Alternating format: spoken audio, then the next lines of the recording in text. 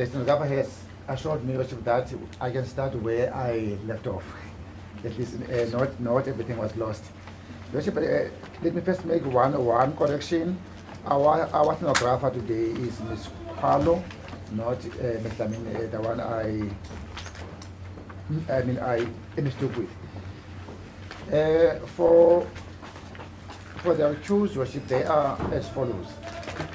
Mr. Nell, who has briefed now Advocate Van Evengaard. And for accused number 2 is still Mr. Van Helden. For accused number 3 and 4 is still Ms. Kivi. For accused number 5 is still Advocate Wilkins. And for accused number 6 is Mr. Van As. Let me just interject. Yes, Worship. I noticed that you've got a 6th accused person today. Would like to bring an application in terms of section 157, subsection 1 of the Criminal Procedure Act to join that, Worship. I was going to just do that after I have put the appearances and that, Worship, that now the court has already understood my track. Worship, I am applying to add him as a 6th accused. May I hand in the charge sheet, Worship? Just a moment. Mr. Van As, any objection if she's joined as accused number 6? Nothing whatsoever. Thank you. Ma'am, you are joined as accused number 6 in this matter. Thank you, counsel. As a copy, Worship. Worship, may I hand in the charge sheet, Worship, the last page has the appearances of today.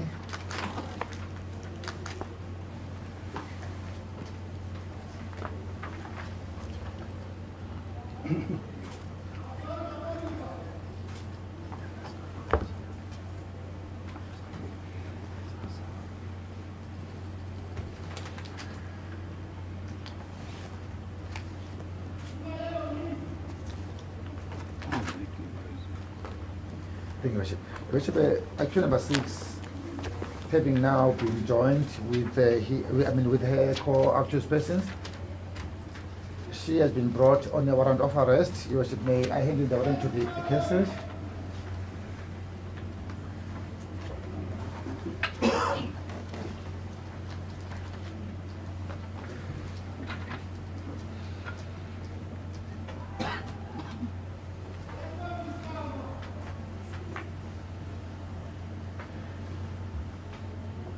Right, the J50 warrant of arrest dated the 4th of August 2026 is hereby counsel.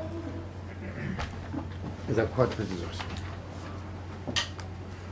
Your Worship, this matter today is on the roll for formal bail application. That includes, Your Worship, also the case in respect of accused number 6. She also is facing the Schedule 6 offense. Your Worship, as I indicated last time, that we are opposing to the release of the accused on bail. Your Worship, I'm prepared to give my reasons on record.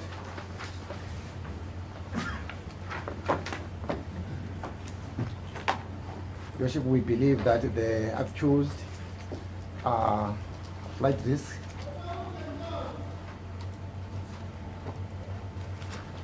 All accused persons. Yes, Your Worship. They will evade their trial. 2, Your Worship, we believe that they will interfere with the state witnesses.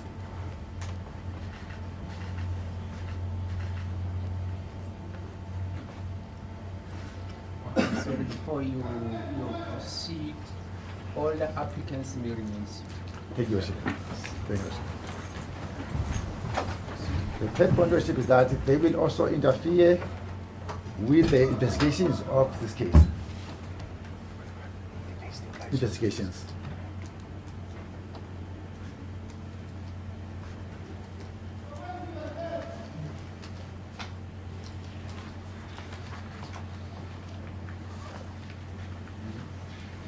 And further, Worship, they are released because of their standing in the community. we make we'll make a mock hardship of our bail system. Worship, I will dwell later, Worship, when the state case comes. Therefore, these are our reasons.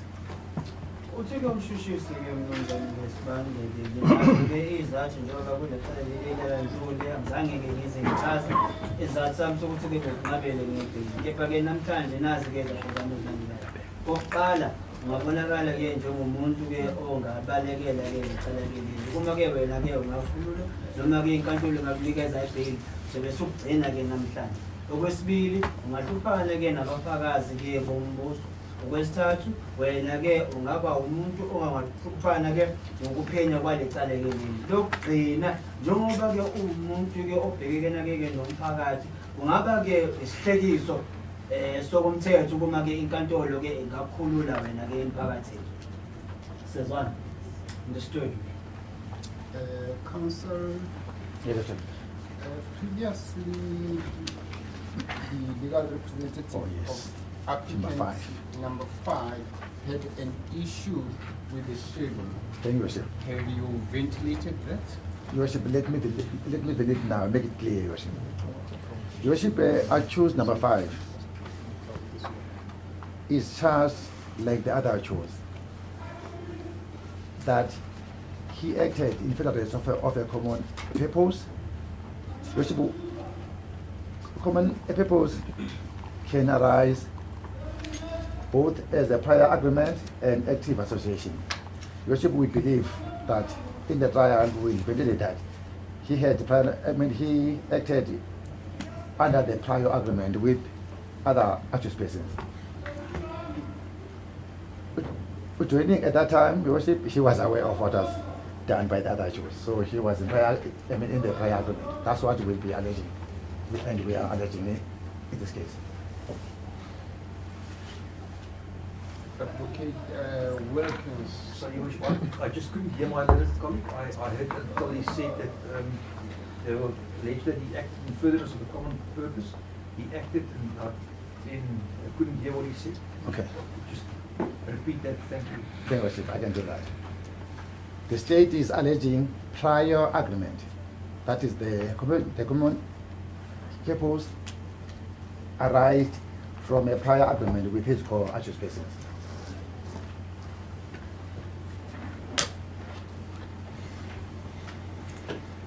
Has the issue of the schedule been ventilated by Advocate Wilkins? We will proceed on the basis as if it's scheduled for, we will deal with that at the appropriate time.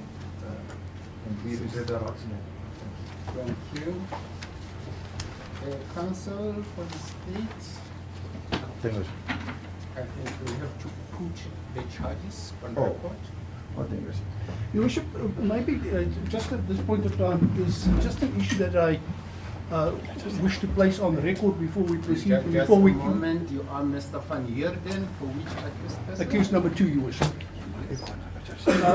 Your Worship, during the previous hearing, the court made certain specific rulings and placed certain limitations on the press in recording and what should be recorded and what should be excluded.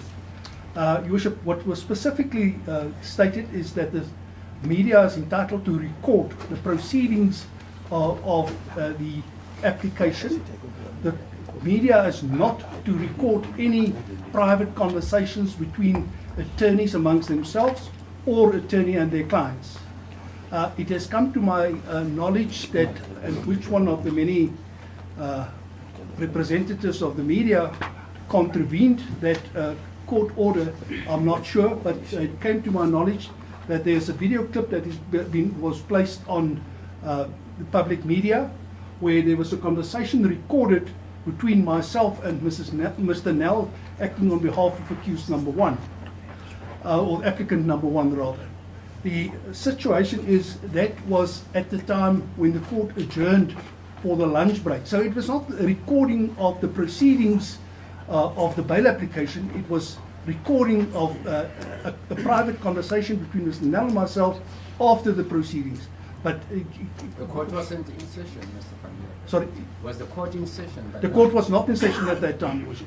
And it's my respectful submission that that is in contravention of the court order, and I just want to get the media to understand that. Which one it is, I don't know, but it's most definitely available if the court needs to have a look at it. But I'm sure that we can trust that the media will henceforth act ethically and not make such recordings. Thank you. I think all the media houses are present,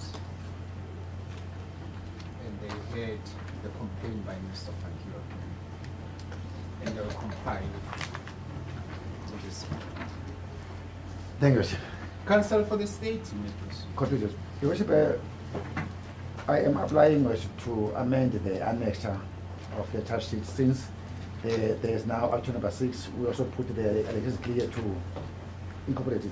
Worship, I have already supplied my learned friend with the amended annexure. May I hand in, Worship, to the court? Yes, I apologize that when I made copies, it made on the both pages.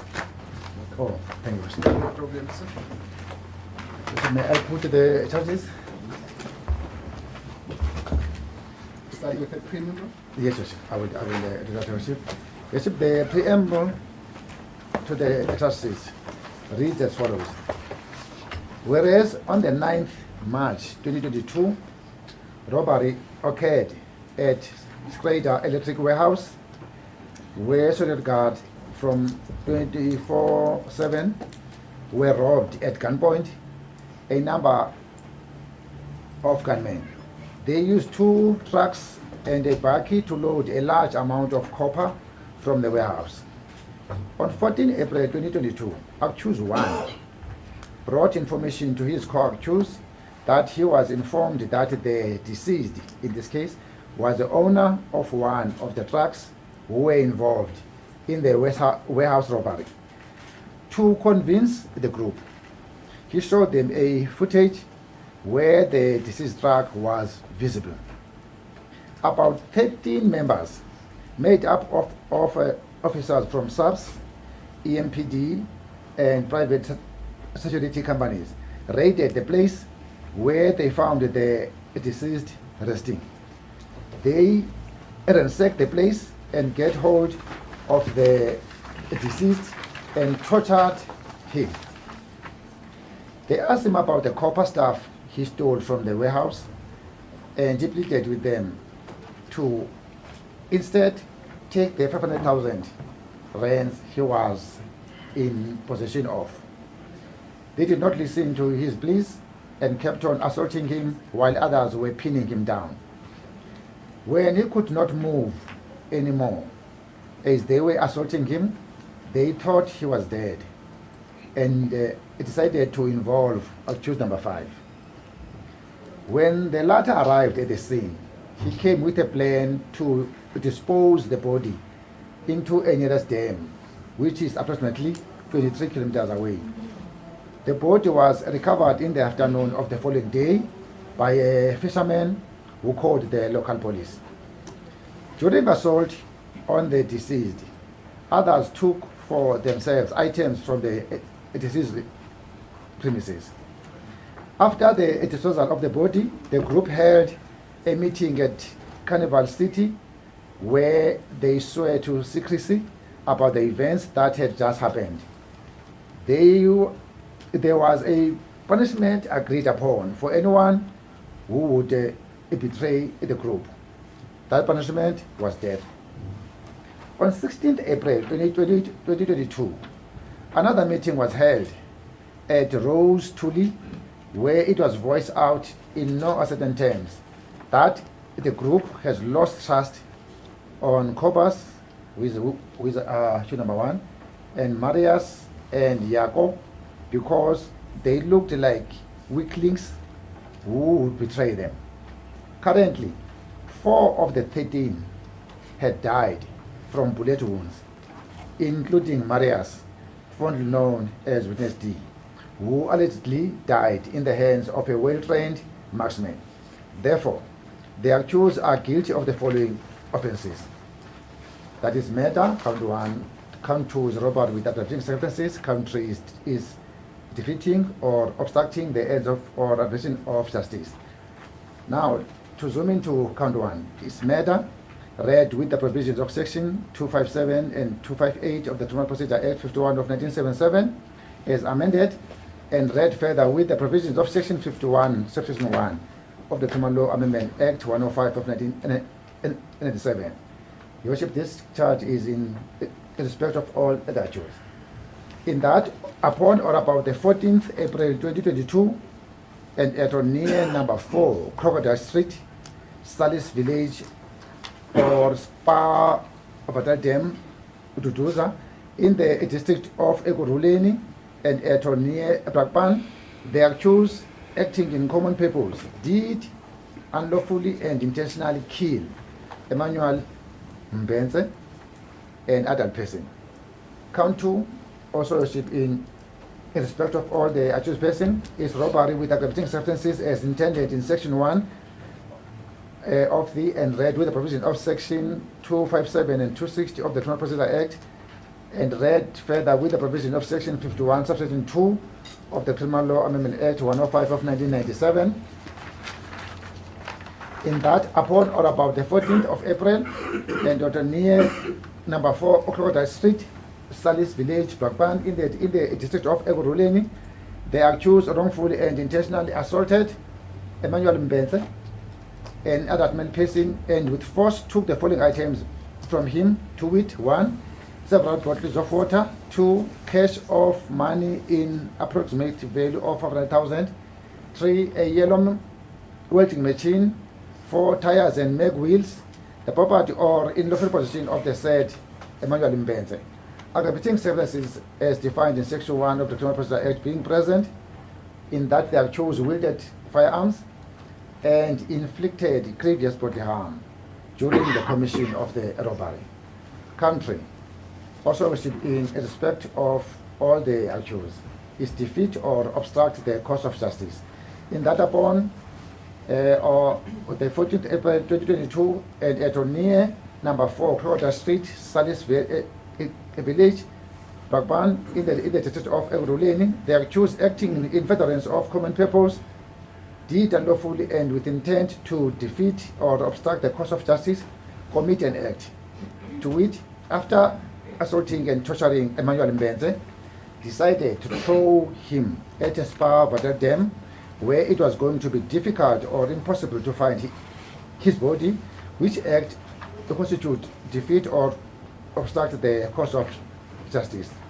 As a copy is yours.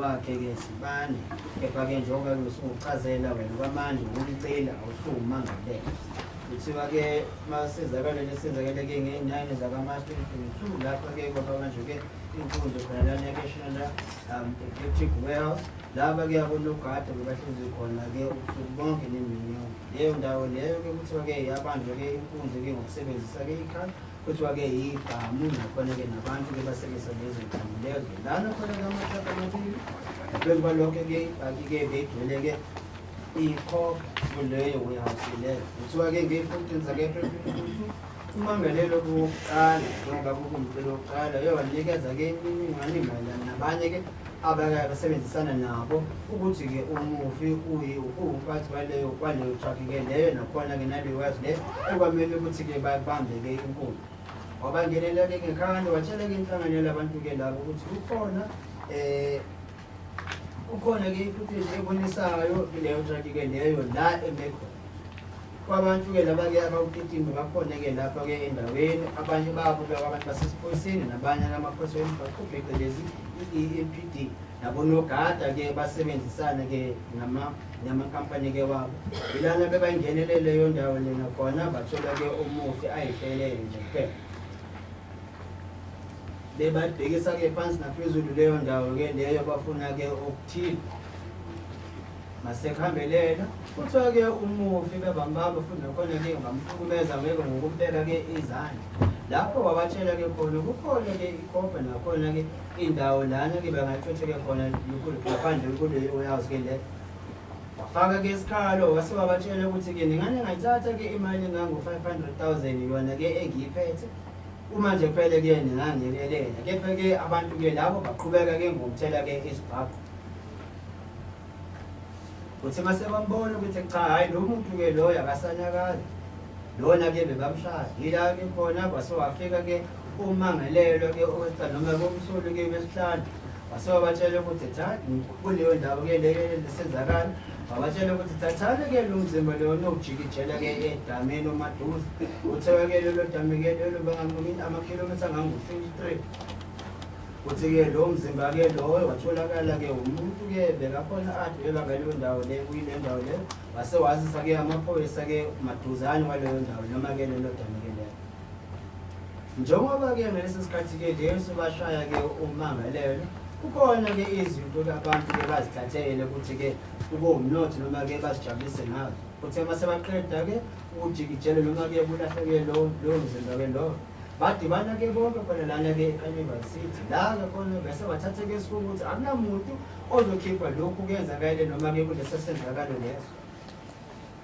wase wakhishana futhi kona kuba kuzobaleke nesijeziso esizophuma ukuma ke umuntu wake wavula ke umlomo wakhe leso sijeziso salomuntu ke loyo uzoba ke ukufa kuthiwa ke nge-16 zaka April 2022 wase kwaba ke nenye ke inhlangano khona lana ke eRostown la ke khona kwasewatholakala ukuthi kukhona ke umuntu ke lana noma ke kwabanye ke abantu asingakwazanga ke kubathemba ukuba sikuthiwa ke umceli wokuqala noma ke umangalelo wokuqala uMarius noya lona ke watholakala ukuthi cha hayi labantu ke nje kwenza uma ke ngayenzakala bangane ke basijikele kwamanje kuthiwa ke kunabantu ke abane asebashonile noma ke bafile kuthiwa ke isizakalo lesike ukuthi ke badabula kamafu ukuthi badutshulile uMarius lo watholakala ukuthi ke umangalela ke wesini phecelezi witness D utholakala ukuthi ke yena wadutshula ke inkaba noma ngabulala inkaba ukulandelela lokhu ke okushona ukuthi ke naka ke amacala ke nina noma ke wena ke umceli ke wesibili othwaswa ngawo qala ke lokubulala qala ke lesibili lelo othwaswa ngalo lokubamba ke impunzi ngokusebenzisa ke amandla nakhona ke nekhaya lesike sesithathu ke icala othwaswa ngalo qala ke lokuthi ke wena lowahlula ke umthetho ukuthi umthetho ongakwazi ke ukusebenza ngawo ekulandeleni eceleni lokuqala ke mnumzane ukuthi leli ke lokubulala nali ke masiselilandelele ngomhla we-14 zaka April 2022 khona lana ke e4 Crocodile Street eSalis Village khona lana ke ngasemaduduze Spar Alvaterdam khona lana ke Ekurhuleni kuthiwa ke ngokungekho emthethweni futhi nakhona ke ngokusebenzisana nenhloso yokubulalwa ke Ekurhuleni Benz okuwumuntu wesilisa omdala icala ke lesibili leli ke lokubamba ke impunzi nakhona ke ukusebenzisa ke ikhali nakhona kokudlula ke amandla kumthethosisekelo kokuqala ngokuthiwa ke lesisigameko senzakele ke nge-14 zaka April 2022 khona lana ke number 4 Crocodile Street eSalis Village eBrakpan kwelikhundleni laseHuleni kuthiwa ke ngokungekho emthethweni futhi nakhona ke ngenhloso ke kwabanjwa ke uEmmanuel Benze umuntu ke wesilisa omdala ngokwentali futhi nakhona ngomthathelekela impahla yakhe kuthiwa ke impahla ethathiwe ke amakani ke wamanzi imali ibiza ngango-500,000 nakhona ke umshini wokushisela oyelo ke ngumbala amasolo futhi nakhona ke namatara kuthiwa ke leyo mpahla ke leyo eka-Emmanuel Mkhwanazi nakhona ngokusebenzisa ke amandla ngokundlula ke kuthiwa ke kusebenziswe ke isibhamu lokhu ke umthethosisekelo wokuqala obhalwe noma ke ukulotshwa ngasemthethweni elokugcina ke icala ke mnumzane elokuthi ke elenzakele nge-14 zaka April 2022 khona lana ke number 4 Crocodile Street eSalis Village eBrakpan khona lana ke Ekurhuleni kuthiwa ke abantu ke laba ke basebenzisana noma ke bumangalelwa bonke basebenzisene ngokuphula ke komthetho nakhona ke okuyeqa ke ngokomthetho ukuthi lo mzimba lowo kuthiwa bekathe bona masebahlangana kwabameni balibhezi baqeda ke kumshaya noma ke ukumisabisa ngoba jikjelo khona lana ke plus ispar water dam lana ke khona ukuthi lo mzimba lowo ungatholakali ingezathu sokuthi lo mthetho lowo wokuphula ke umthetho ukuthi abasemthethweni bangakwazi kenza umsebenzi wabo. Sezwana fully understood. Before we proceed, the record shows that applicant 1, 3, 4, and 5 elected to proceed in English or indicated that they follow the proceedings in English. Therefore, as the sixth applicant has been added, Mr. Mkhwanazi, I don't want his constitutional right to be violated. In which language does she elect to proceed? She will proceed in English. Thank you, Worship. At this point, I saw that accused number, or applicant number 2, tried to draw my attention. May I just approach him and just establish what is the problem? And then I'll also try to see whether we cannot cut out the need of an interpreter as far as the proceedings is concerned, because that will shorten the proceedings. If I might just approach him. Then is your client Isuzu speaking, Mr. President?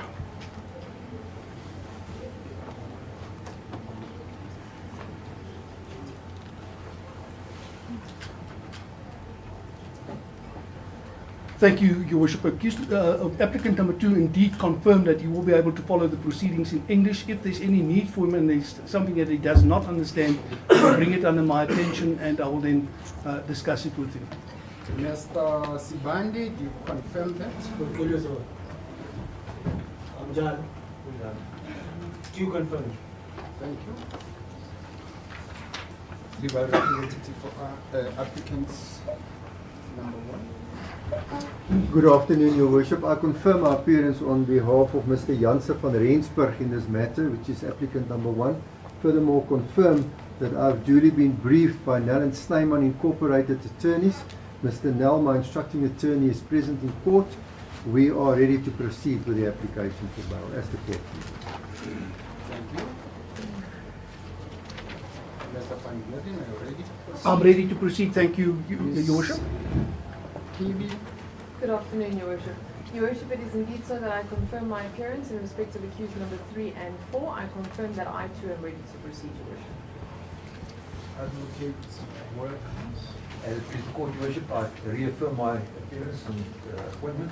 I also confirm that we are ready to proceed. Mr. Van Os. Thank you, Worship. I confirm my appearance yet again on behalf of accused number 6 or applicant number 6, and we are ready to proceed as well. Thank you, Advocate Van Winkart. You may proceed. Thank you, Worship. Then, in amplification of the application for bail, a affidavit has duly been drafted and signed by applicant number 1, Mr. Kobus Janse van Rensburg. I then beg leave to read the contents thereof into the record. May just for ease for Your Worship to follow, hand to Your Worship the original document that has been signed, then also to my learned colleagues for the state copy thereof. Then to follow.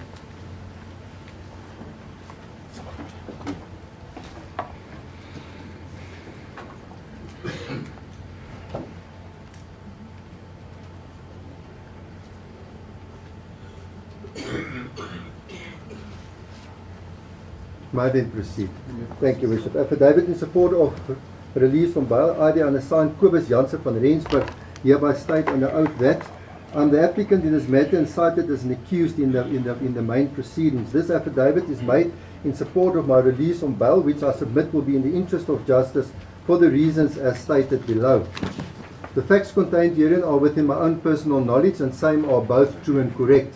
I am awaiting a bail application to be brought before the above mentioned Honourable Court as a matter of urgency. I've been advised by my legal representatives that it is now considered law and practice that in the bringing of bail applications and in order to expedite the application, neither the defence nor the state has to present viva voce evidence, but may rely on the mere production of affidavits and annexures. I've been advised to depose to this affidavit for purposes of my application to be released on bail.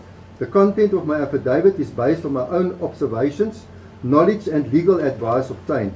I confirm that the respective meanings of the Legal terms and or legislation were comprehensively explained to me. I'm a South African citizen with identity number 83121552260088, and I'm 42 years of age. Find Annex here to a copy of my identity document marked Annexure CGVR1. I do possess a valid passport but do not have any other travel documents of any nature. I wish to state that I travelled overseas during 2011 and 2012 for holiday purposes and for my honeymoon. I last left the borders of the Republic of South Africa when I travelled to Botswana during 2017 and 2018 for work purposes. My current passport is valid until the 2nd of November 2026. I submit that I have no intentions to leave the country for any purposes in future. I'm prepared to hand my passport to the investigating officer if the court deems it necessary and order so. I'm married to Nalien Janse van Rensburg, born van Aswegen. My wife's identity number is 831120066085 and she is 42 years of age. We do have one biological child born out of our marriage. Your Worship, just for ease, may I beg for reasons which is quite evident that the name of the minor child is not going to be mentioned in court, born on the 10th of October 2018 and 7 years of age. We further have another minor child who is dependent upon us, as we have been the foster parents of the minor child in terms of an order granted by the Springs Children's Court on 25 April 2013. We are currently in the process of finalizing the adoption. The minor child, who we regard and raise as our daughter, once again I'm just going to leave out the name, is born on the 11th of July 2011 and she is 15 years of age. She has been in our care since she was approximately 2 years old. My wife is employed in the management of properties for clients and earns approximately 12,000 rand per month. My wife and our minor daughters are, as referred to above, are financially dependent upon me. I reside at 19 Oliphant Avenue, Petersfield, Extension 1, Springs, Gauteng, and have resided at this address since 20 November 2007. My wife and I are the registered owners of the property, although it remains subject to a mortgage bond in favour of Nedbank.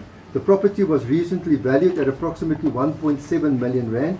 Find proof of my address attached here to annexure, marked annexure CJVR2. My wife would not be able to maintain the monthly bond installment should I not be available to support her financially.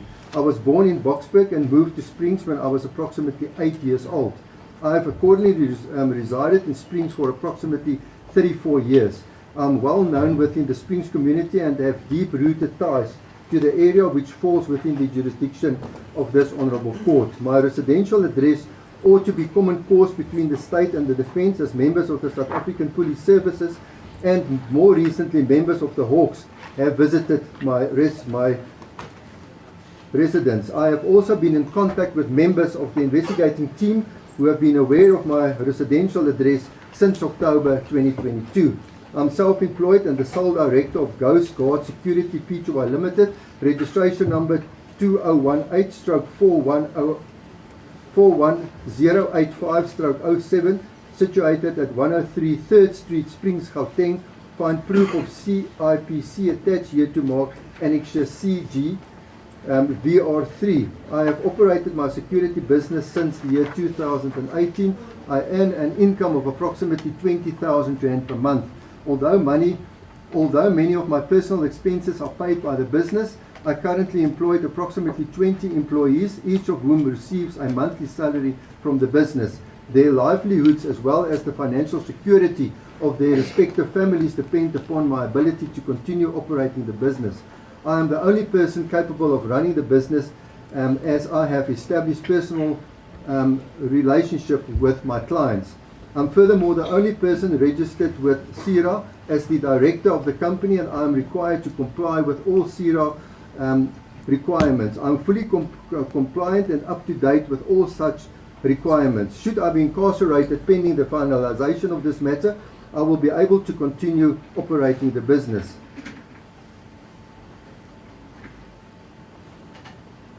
Bishop, may I just ask paragraph number 11 if there should be, I will not be able to continue operating the business.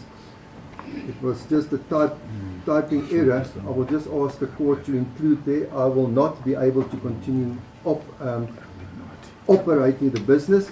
This will result in the loss of income, the dismissal of my employees, and my inability to meet my financial obligations to various financial institutions. I stand to lose everything that I've built over the past several years and would be unable to recover these losses, even should I ultimately be acquitted. I possess household appliances, furniture and fittings valued at approximately 500,000 rand. In addition thereto, I own the following vehicles through my company. As stated above, I'm the sole director and responsible person of the company, and accordingly the indirect owner and person responsible for the following vehicles: a Ford Ranger 2.2 double cab 2020 model, registration number JR27 SCGP, valued at approximately 350,000 rand, which vehicle has been paid in full. A Fiat Strada 1.4 single cab bakkie 2010 model, registration number HR86PZGP, valued at approximately 40,000 rand. A Suzuki Swift 1.5 hatchback 2008 model, registration number LR07ZLGP, valued at approximately 49,000 rand. A Suzuki Swift 1.4 hatchback 2012 model, registration number KW55YHGP, valued at approximately 79,000 rand. A GWM Hoover 2.5 SUV armored vehicle, registration number JY90HSGP, valued at approximately 200,000 rand. A Nissan Juke 1.6 hatchback 2011 model, registration number JP907BGP, valued at approximately 89,000 rand. A Suzuki Alto 1.1 litre hatchback 2014 model, registration number KK75FJGP, valued at approximately 79,000 rand. A Jeep Patriot 1.6 turbo diesel mini SUV 2012 model, registration number NC04SSGP, valued at approximately 129,000 rand.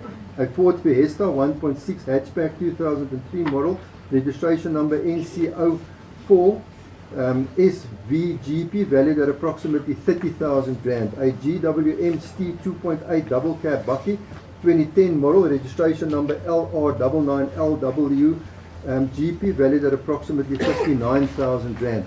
A GWM Steed 2.2 double cab bakkie 2008 model, registration number GR16WCGP, valued at approximately 69,000 rand.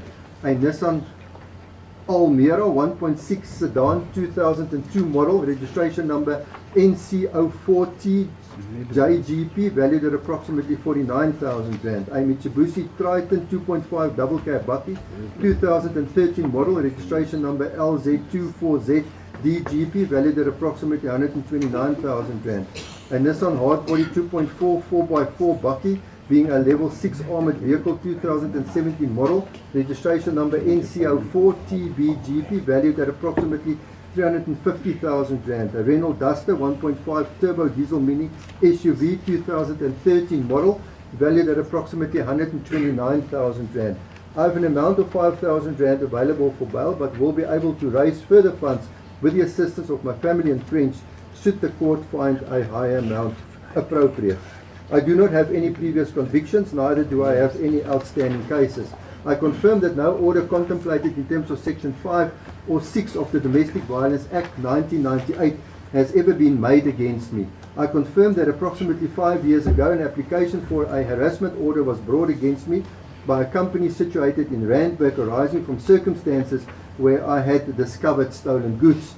The director of the said company instituted the harassment order proceedings against me, which I initially intended to oppose and defend. However, due to the legal cost involved, as well as the time and resources required to continue defending the matter, I ultimately decided not to proceed further with my opposition and indicated that I would consent to an order being granted that I may not attend the premises of the company. I am unable to recall at this stage whether a final harassment order was in fact granted against me.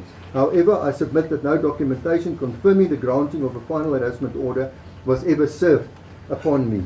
I reiterate that I have never been sentenced for having committed any offence of any nature. As such, I am not placed under correctional supervision, day parole, or medical parole as contemplated by Section 73 of the Correctional Services Act 1998. I have been informed that failure to disclose the above mentioned aspects constitute an offence, and I am aware of the consequences thereof. Both my legal representative and I have not been afforded an opportunity to access to the docket. I am therefore unaware of the exact nature of the charges and or allegations made against me. I have been informed by virtue of the charge sheet having been provided to me that I stand trial on the charge of murder, robbery with aggravating circumstances, and defeating the administration of justice. Should it be required to amplify any aspects containing in this affidavit, I wish to reserve the right to give oral evidence and or a further affidavit at a later stage in support of this application. I therefore reserve the right to request my case to be reopened to give effect to the aspects referred to supra.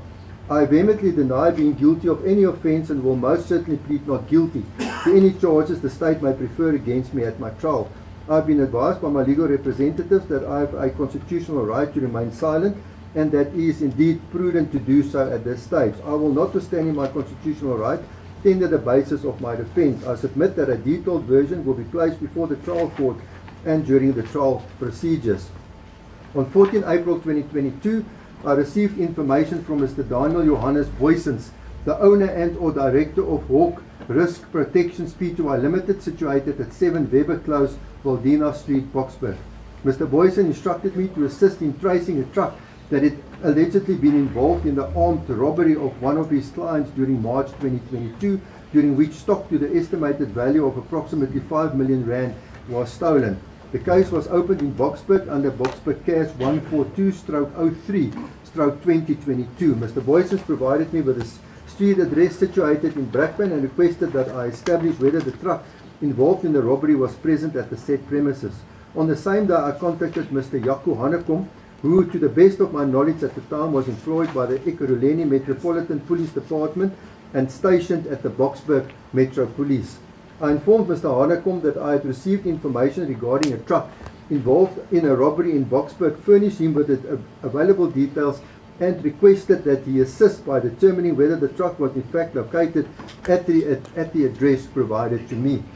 Later that same day, Mr. Hanekom contacted me and informed me that he had traced the address, which was situated in Salles Village, Brakpan, and confirmed that the truck was indeed present at the said premises. Mr. Hanekom further informed me that an operation had been arranged to attend to the premises by members of the South African Police Service and Metro Police officers. Upon receiving this information, I immediately shared it on a WhatsApp group consisting of various private security companies that regularly cooperate during similar operations to determine whether they wish to assist the South African Police Services and the Metro Police members.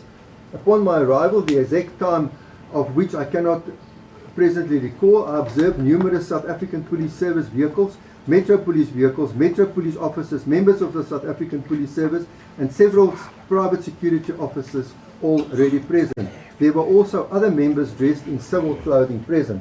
During the very short gathering, it was explained that all members would proceed in convoy to the identified premises, that the premises would be searched, and that it was believed that the armed robbery suspects would possibly still be present at the property. The operation was accordingly coordinated by the South African Police Services and the Metro Police as arranged by Ekurhuleni.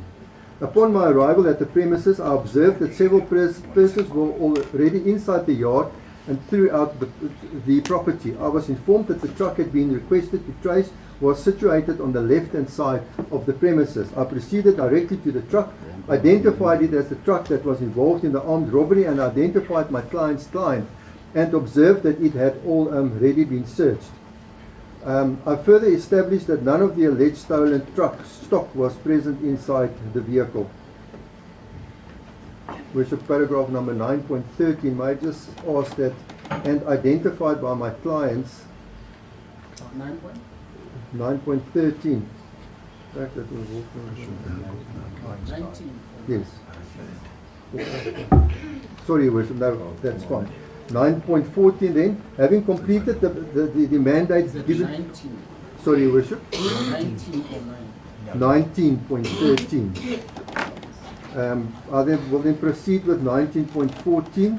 Having completed the mandate given to me, namely to establish whether the truck was present and whether the stolen stock remained inside the vehicle, I returned to my motor vehicle. While sitting in my vehicle outside the premises, I spoke to several persons who were also present outside. Thereafter, having completed my mandate, I left the premises to attend to my other work obligations. Throughout my attendance at the premises, the scene was under the control of the South African Police Services and the Metro Police. During approximately October 2022, I was contacted by the investigating officer Sergeant Tulani Magagula, who wanted to see me. Sergeant Magagula attended the premises and questioned me regarding the events of 14 April 2022 and my involvement therein. I explained to him that I had received the information from Mr. Daniel Johannes Boysens, that I had forwarded the information to Mr. Jaco Hanekom, and that I had thereafter attended the premises together with members of the Metro Police, South African Police Services and private security companies as described above. Sergeant Magagula thanked me for my cooperation, obtained my personal particulars, and informed me that he would contact me should he require any further assistance or information. I wish to point out that from approximately October 2022 onwards, I remained in regular contact with Investigator Magagula. I was contacted by him on numerous occasions, including from approximately 25 May 2023 throughout 2025 and thereafter almost monthly. On 20 October 2025, Sergeant Magagula contacted me and informed me that he required a warning statement from me concerning my involvement in the events of 14 April 2022. At that stage, I understood that the investigations had already progressed substantially. Magagula informed me that he intended obtaining a warning statement from me as a suspect. I immediately advised him that I had legal representation. He nevertheless requested to obtain my warning statement and asked whether he could attend at my offices. At the time, I was at my satellite office situated at Sonskyn Springs, and Investigator Magagula attended there on 20 October 2025. He was fully aware that I was legally represented. He informed me that I had nothing to worry about and merely requested that I explain my involvement in the matter. I accordingly provided my warning statement and fully cooperated with him. He however never read the warning statement back to me, and I was also not provided with any opportunity to read what was written down. On or about 7 December 2025, Investigator Magagula contacted me and requested that I attend a meeting at the boardroom of the Brakpan police station, where they also wished to obtain a DNA sample from me. I informed him that I would attend together with my attorney, and he acknowledged same. On 8 December 2025, I attended a meeting with several other people at Brakpan police station.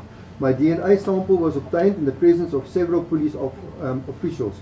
After the necessary procedures had been completed, we were instructed to remain at the Brakpan subs until excused. We were only excused after 2 to 3 hours. Throughout this process, I provided my full cooperation to Investigator Magagula and the investigating team. On 23 December 2025, Magagula contacted me and informed me that he wished to obtain another DNA sample from me. He explained the reason why a second sample was required was that he had to retake the first DNA sample. I advised him that I was on holiday in Nelspruit. He informed me that the matter was urgent and advised that he would travel to Nelspruit. Later during the evening of 23 December 2025, Magagula informed me that he had arrived in Nelspruit. We arranged to meet at the Nelspruit police station on 24 December 2025.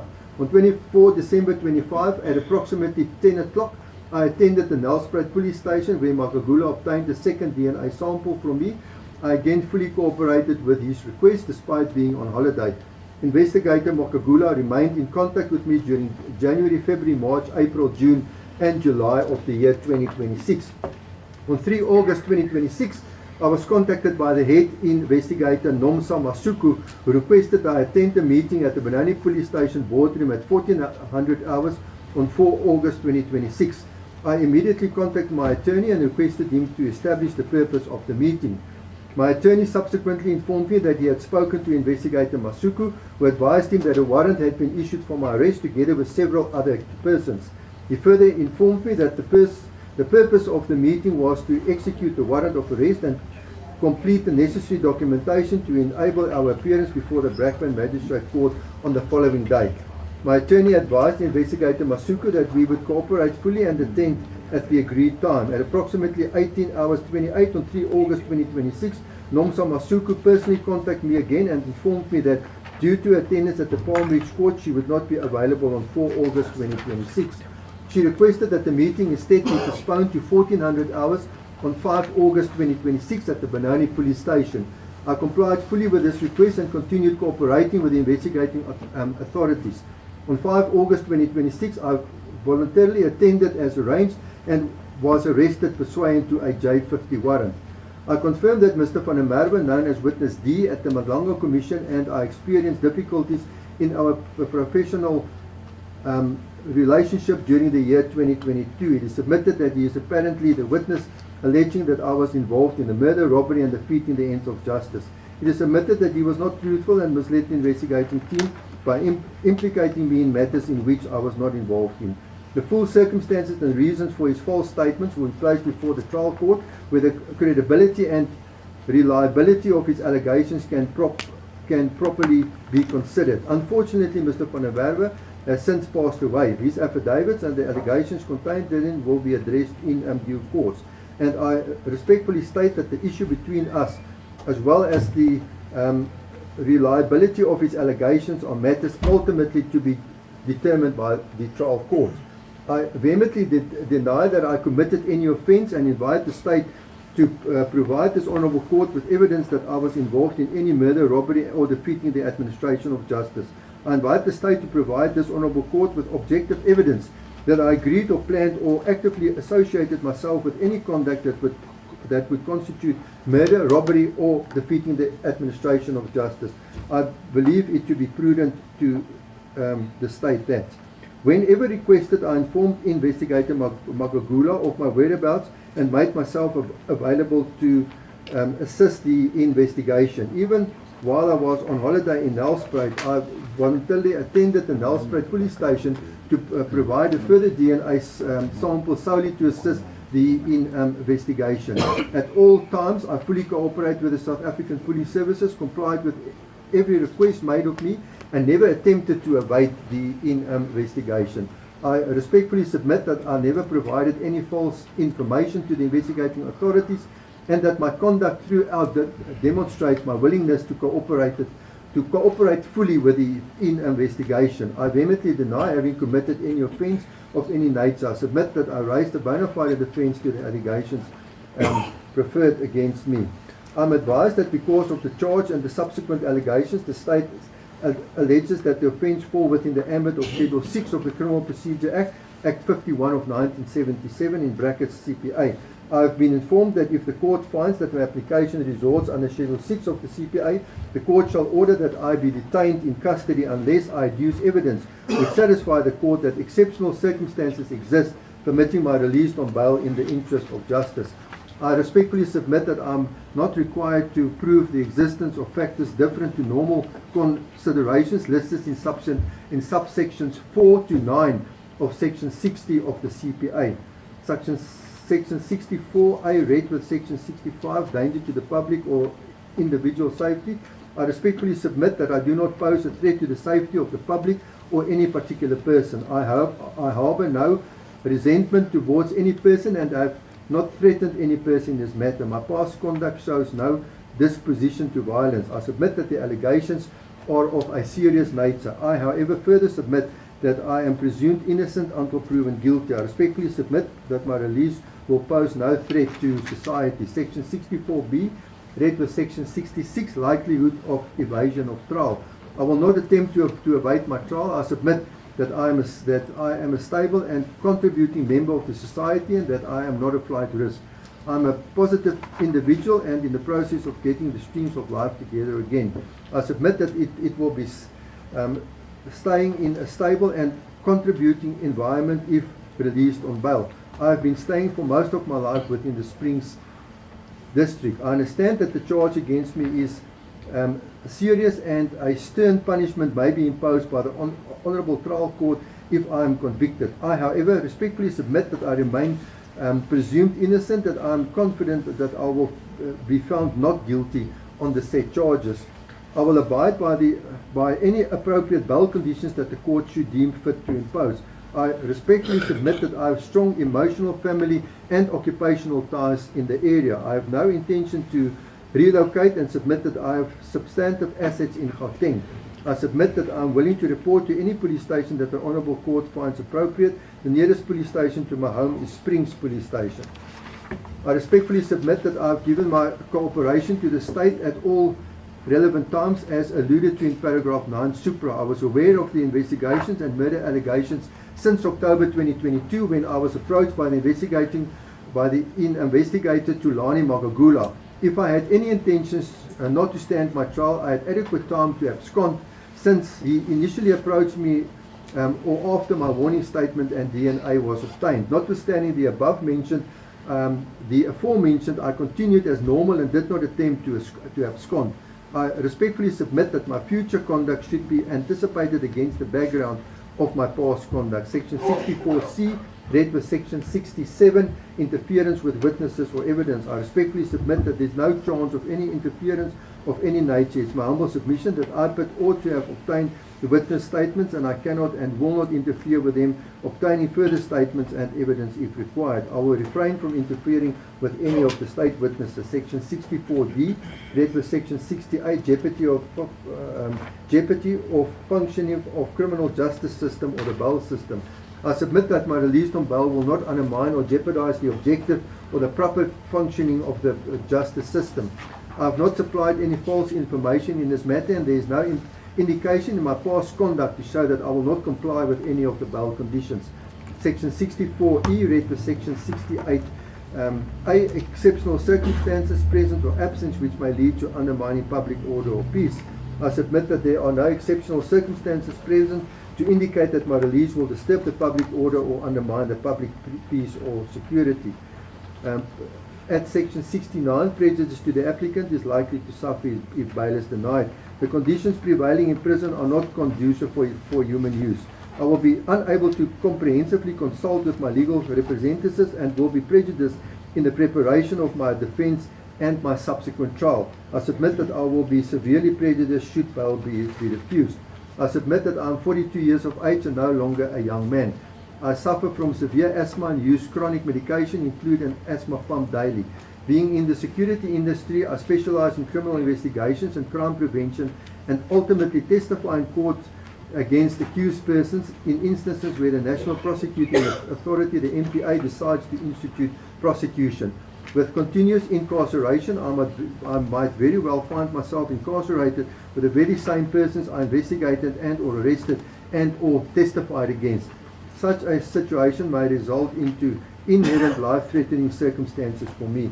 My age and nature of work render me a soft target for criminal activities prevailing in prison. I respectfully submit that my wife and children is dependent on my physical, emotional and financial support. They will be severely traumatized by my incarceration. My incarceration will place an immense emotional burden on my family. If I am not released from custody, I will not be able to generate any income of any nature. My business requires my specific skills and daily input.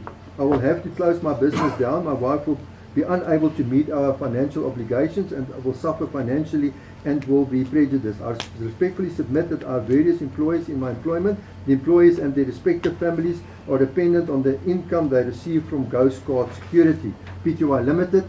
My employees and their families will suffer undue financial prejudice if the business is unable to generate any form of income. I am informed that trials such as mine might take up to 2 years to conclude. Even if I am eventually acquitted upon the finalization of the trial, the detention will have a devastating and punitive effect on my life that cannot be recovered. I submit that the existence of exceptional circumstances can be found in the weakness of the state's case. My personal circumstances as well as pre-arrest conduct assessed. I further submit that no likelihood exists that any ground referred to in Section 64 A to E of the CPA will incur. I therefore humbly submit that I have indeed deduced evidence that it will be in the interest of justice and that exceptional circumstances exist that I am released from custody and request the Honourable Court to fix bail to an amount and with any appropriate conditions that the Court should deem fit. Worship, the said affidavit is then duly signed by applicant number 1, duly commissioned, dated today's date. I will then beg leave for the said affidavit to be accepted by your worship, and that it forms part and parcel of the evidential material before your worship, as the court. Mr. Janse van Rensburg, please stand up. You confirm the contents of this affidavit? I can't hear you, sir. Yes, Your Worship. This is marked Exhibit A. As a copy, Your Worship. As the court pleases. Your worship, then say for the reservation as set out in paragraph number 19 of the said affidavit on page number 9, that is then the case for applicant number 1 at this stage, as the court. Noted. Worship, may just, before we take an adjournment, Worship, I missed the opportunity to inform the court, to advise the court that may the accused be warned that if maybe he has a problem with that, I will understand if this will be, can be used later in this trial, this affidavit, because we need to remind the court to warn them that what they say can be used in the subsequent trial. Thank you, Worship. Thank you, Mr. Van Rensburg. Your worship? Would you like to say anything? No objection to that, your worship. I believe it's the duty of the court to do that, as the court. Thanks. Mr. Van Rensburg, Janse van Rensburg, be reminded, be warned that anything which you say in this court or admit may be used against you in the subsequent trial. You understand? Yes, Your Worship. Therefore, you have the right not to say anything which may implicate you in the future. Thank you. I think we should may also that warning be extended to the other applicants. Then Worship, I will let the court now take an adjournment. Yes, the Thank you, same is Worship. applicable to the other 5 applicants. Thank you, Worship. Mr. Siban, you understand? Sir, Yes, Worship. Thank you, Worship. May the court take an adjournment for lunch. May the court advise us as to what time we must begin I again. notice the time is 25 past 1. I'll urge the role players that we adjourn for 25 minutes and we resume at 1400 hours. Worship, Unless somebody has a problem with that. Agreed. Agreed. 1400 hours.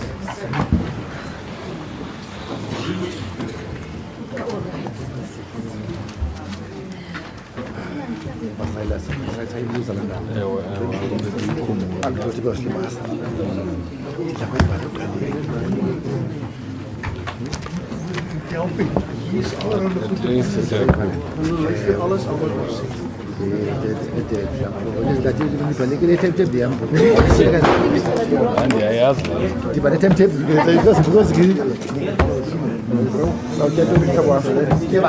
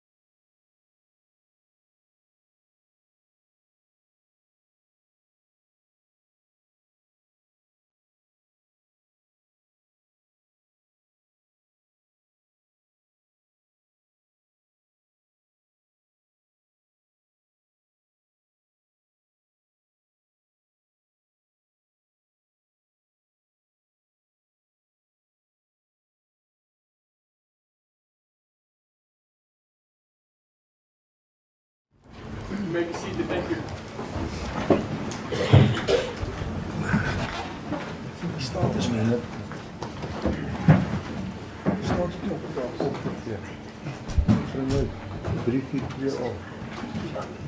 op. Start gewoon die start geraakt. I wasn't aware that the driver is not here. They've decided to abandon ship worship.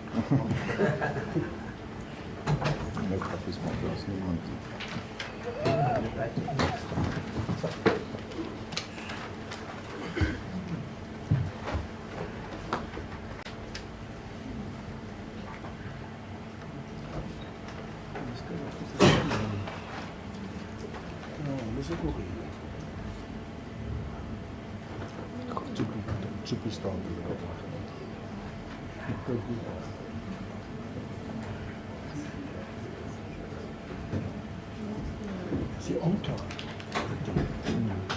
Dat hy vir die langs kan sien, nou gaan jy seker sê ek het dit ook gedoen. Jy ken daai. Ja. Right, I'm going to again.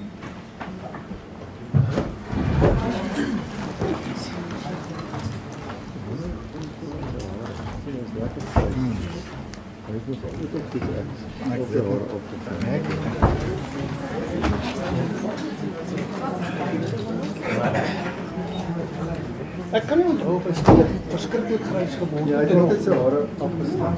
Sy hare was soos myne. Dis ook om ek ook ek rond gekry. Ja, hy het sy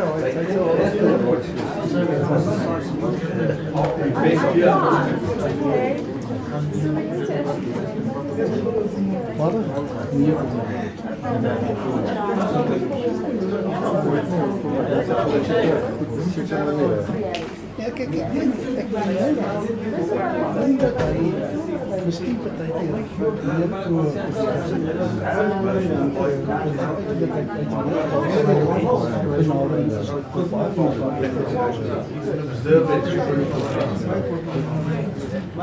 I do apologize for interjecting in the conversation. You like the media. You can arrange yourself 12 o'clock tomorrow. Ek kon hy sou ook dis Okay, so can we set tomorrow? Everyone left out of 12 o'clock. 12 o'clock. So you can your house is more important. Okay.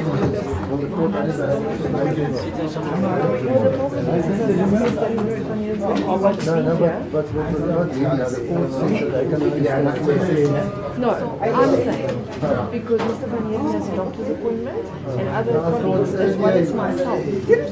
I'm in other courts, so I think 12 is Okay, but speakers for the problem is still go to the mosque. It will be to carry on.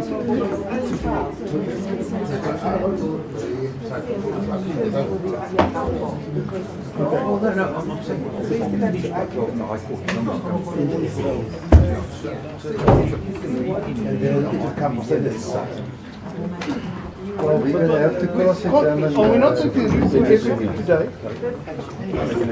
They're going to call the investigating officer. I said, well, that's what they said to us. That they say, let's see, hulle gaan die verklaring en hulle ken hulle gaan hou.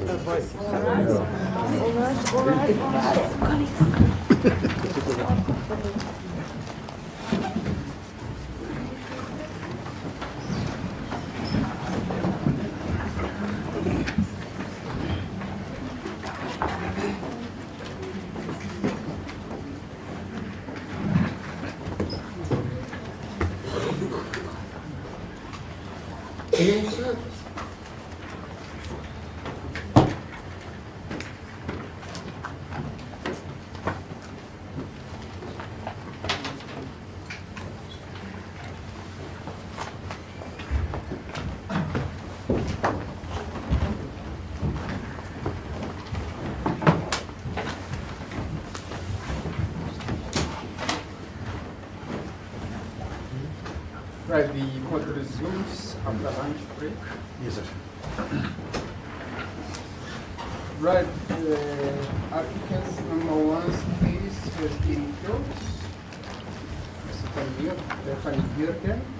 Thank you, Worship. Your Worship, I confirm that as far as applicant number 2 is concerned, he will also proceed with the bail application by way of an affidavit. I beg leave to hand up the original affidavit that was duly signed before commission of oaths to the court, and I will also hand a copy of the affidavit to my learned colleagues.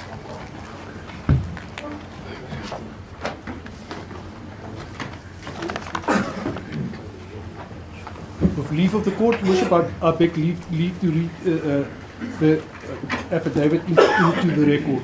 Proceed. Thank you, Worship. I, the undersigned, Ekurhuleni Wayan Sibandi, do hereby make oath and state that 1. I'm an adult unemployed male previously employed as a sergeant in the South African Police Services with personnel number 717-2538/5. I'm a South African citizen with identity number 900-622-5321-080. 2. I'm the applicant hearing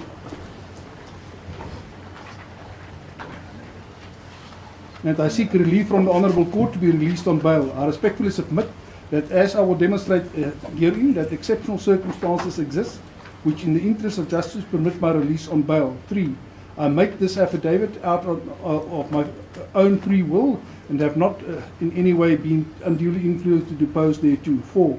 The facts herein contained, save where expressly indicated to the contrary, are within my personal knowledge and belief and are both true and correct. At application in terms of section 60(11)(a) of Act 51 of 1977. In this affidavit, I deal with my personal circumstances and the allegations levelled against me insofar as they are known to me, and the fact is to be considered by the above Honourable Court as contained in section 60 in brackets 4 to in brackets 9 of Act 51 of 1977.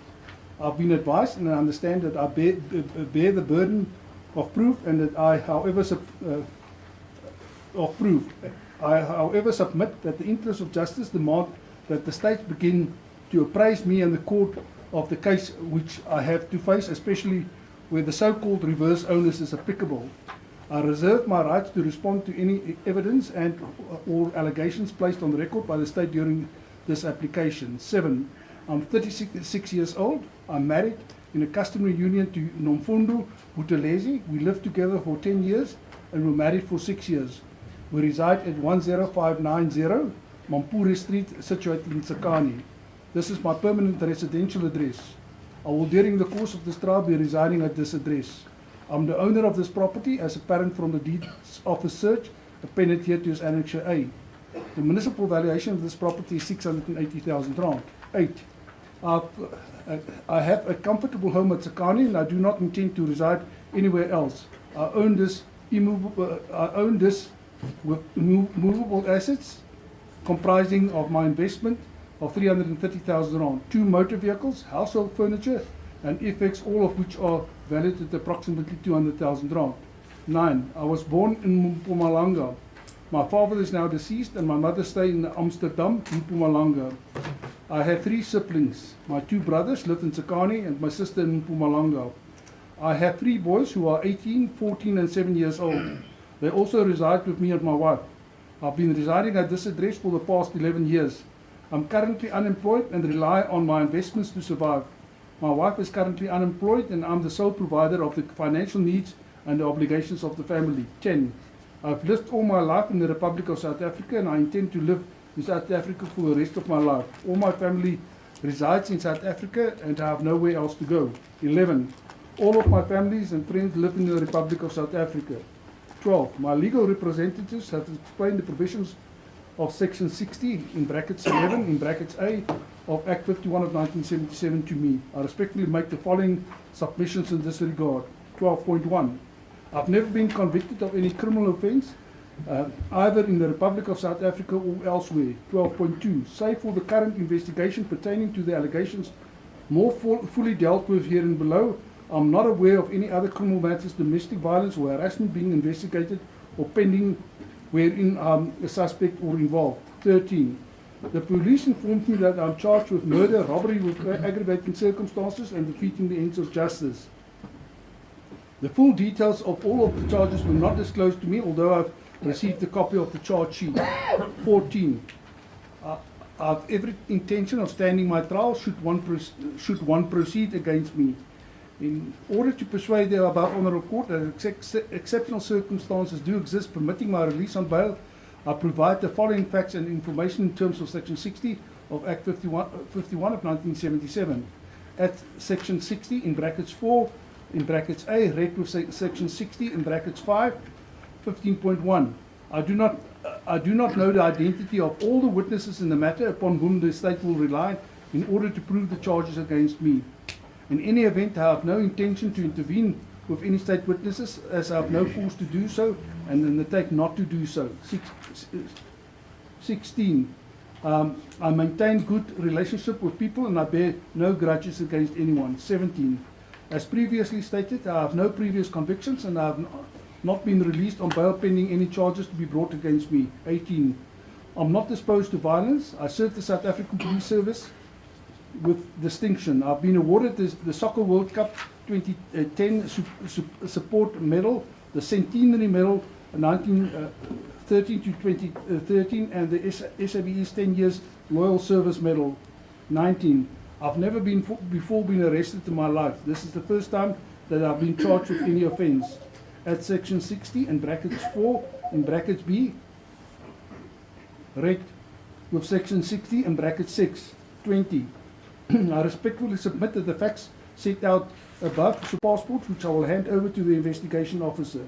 I'm not in possession of any other travel documents and I take not to apply for such documentation pending the finalization of these proceedings. 22. In the afternoon at 12:37 of Tuesday, the 4th of August 26, the police called me and requested to report to Benoni SAPS at 14 hours on the 5th of August 26. I did not attempt to flee. I immediately provided my cooperation with their investigation. I was then arrested. 23. I'm receiving income from my investment. I will be able to raise an amount of 5,000 rand for bail. I cannot afford to forfeit these funds and I have no reason to do so and intend to stand my trial and clear my name. At Section 60 in brackets 4, in bracket C, read with Section 60 in bracket 7, exceptional circumstances. 24.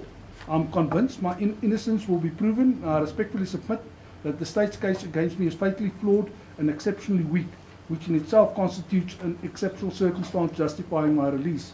25. The allegations linking me to the murder and subsequent cover-up on 14 April 2022 are completely baseless and are contradicted by objective evidence contained within the state's own docket.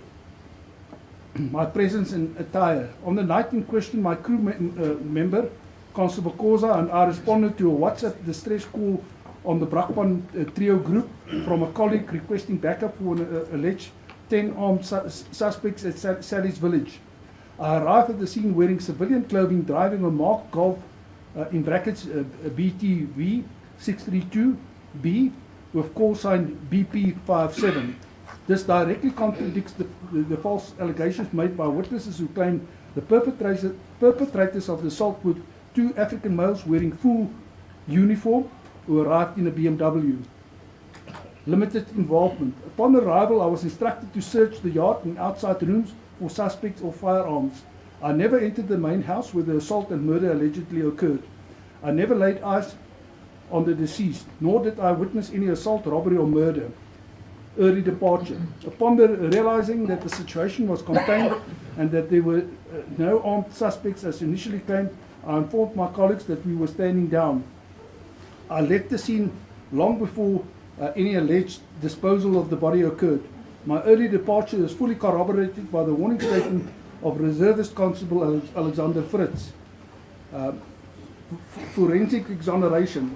Crucially, objective forensic evidence completely exonerates me. The biology report compiled by the Forensic Science Laboratory Lab 275457/22 and 646993/25 confirms that my DNA reference sample, Sibandi BW, in brackets 24DBBL 1201, was tested against the evidentiary material found at the crime scene. The official findings explicitly exclude me as the donor of the DNA found on the exhibits. I was not present at any alleged meeting where the matter was discussed between any suspects. I further deny that I acted in common purpose as alleged in this matter. I deny that I had any prior agreement or plan to commit any of the alleged crimes. Neither did I associate myself with the alleged crimes to be committed. 26. I'm not sure on which witnesses the state will rely upon in order to attempt to prove its case against me. Nonetheless, I undertake not to communicate with the complainants and any other persons whose names may appear on the list of state witnesses. 27. My continued incarceration can only prejudice me and creates no benefit for the state. I will be prejudiced in the preparation for my trial should I be incarcerated. My legal representatives will have difficulty in consulting with me in prison. At section 60, in brackets 4, in brackets E, read with section 60, in brackets 8, capital A, I respectfully submit that should I be released on bail, my release will not disturb the public order or undermine the proper functioning of the criminal justice system. Further exceptional circumstances justifying my release on bail. 29. It's common knowledge that the prison is overcrowded and it's impossible to comply with the protocols of social distancing in the Department of Correctional Service. Cannot guarantee my safety, and I will not be exposed, and I will be exposed to circumstances where I may be exposed to harm. The latter constitutes an exceptional circumstance with the contemplation of section 60 of the Act. 30. Further, I do not suffer from any medical condition and do not need to take medicine. 31. I have a constitutional right to be released on bail, which right is circumscribed only by my release, having to serve this in interest of justice subject to the imposition of reasonable conditions. I will comply with any reasonable conditions which underlie my release on bail. 32. I accordingly submit that the interests of justice, considerations of prejudices, and the balancing of respective interests favour my release on bail on such conditions as the court may impose. That's done and signed on today, the 13th of August 2026 at Brakpan.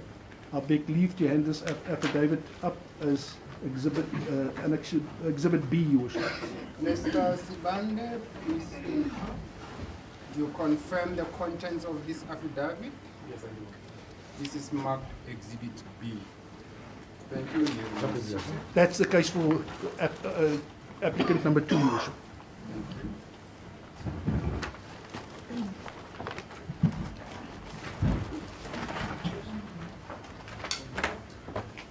As it pleases the court, Your Worship.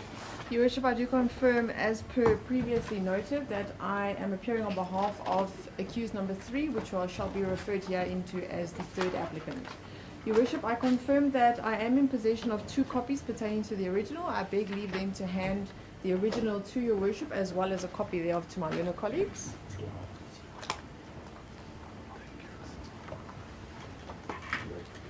May I then be permitted, Your Worship, to read them into the record? In the Magistrate's Court for the Magisterial District of Ekurhuleni South East, held at Brakpan.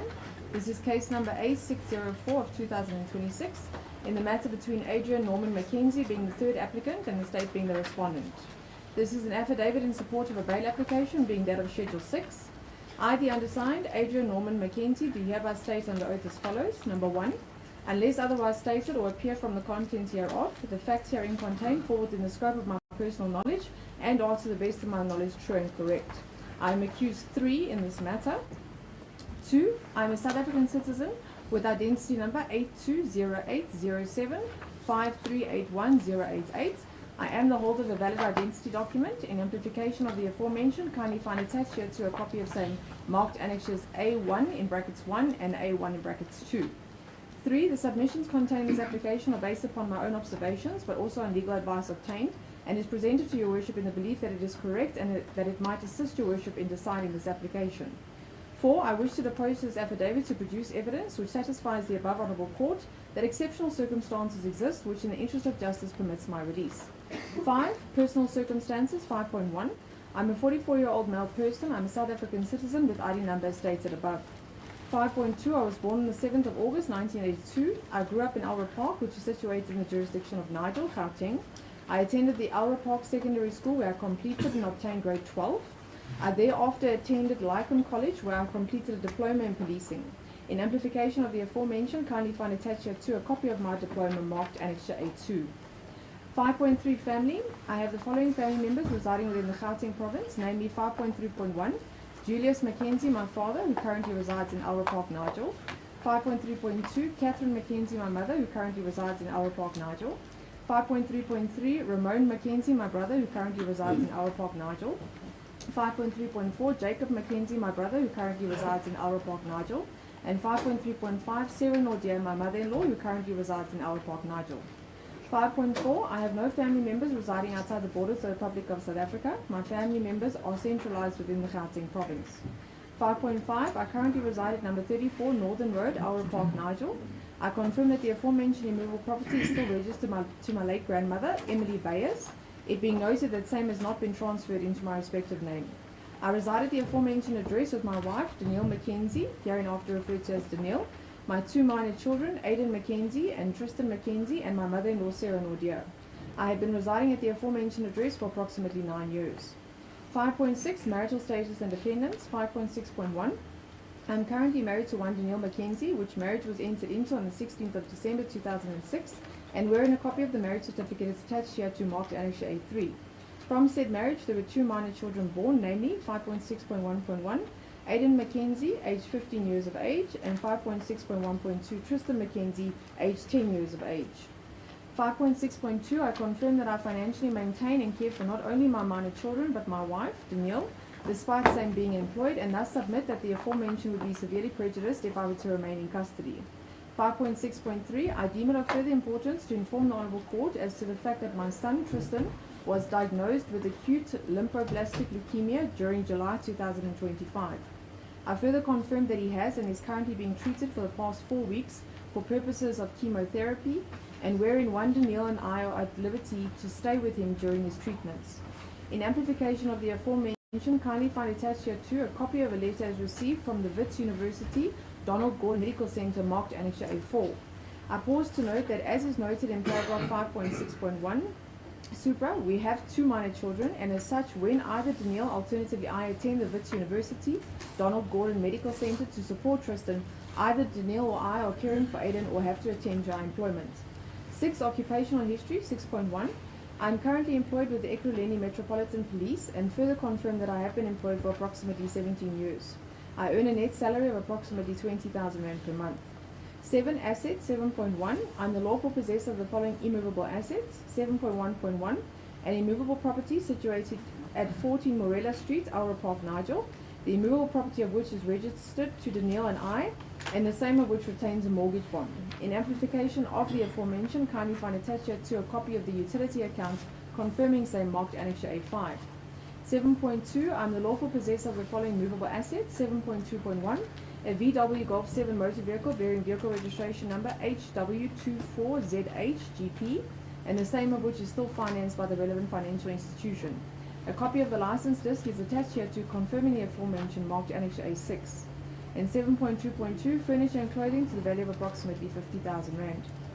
7.3, I am the holder of the following bank accounts, namely 7.3.1, a standard bank account bearing account number 3315395535, the confirmation of which is attached here to marked Annexure A7. 8. Travel documents. 8.1, I am not the holder of a valid passport. 8.2, I have never travelled outside the borders of the Republic of South Africa. 9. Arrest and cooperation. 9.1, I was arrested on the 5th of August 2026 after I had received contact from what I respectfully deduce was a police official situated at IPID. I confirm that on the basis that I have and have continued to cooperate with the aforementioned and with reference to the investigation, I had informed the relevant police official that I would voluntarily attend the meeting requested, the same of which was conducted on the 5th of August 2026 and at the Benoni SAPS. Whilst during said meeting I was placed under arrest therein. The SAPS will confirm that I never resisted my arrest, nor did I supply any false information at any time. 9.2, it is submitted that the enclosed matter has been ongoing since the year 2022. It being noted that I have been in contact with IPID and on a continuous basis. Despite receiving various communication from IPID, I have not changed my cell phone number and offered my cooperation to the best of my ability and within the scope of the information I could convey.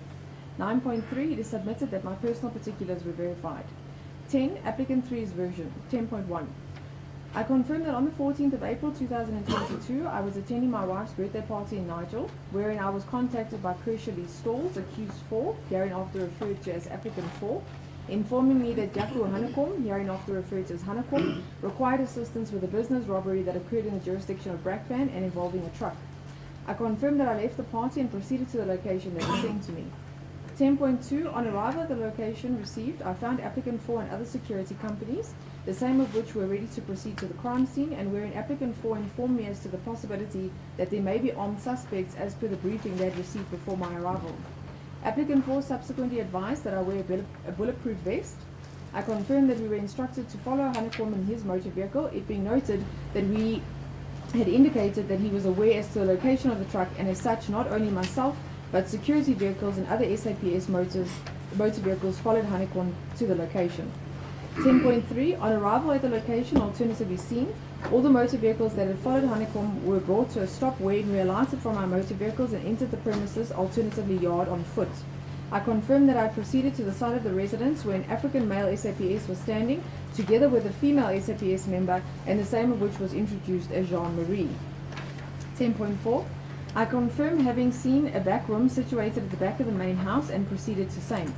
On arrival at the back room, we proceeded to knock on the door and were greeted by a coloured male who had opened the door, and wherein Marie, the African male SAPS member, and I entered.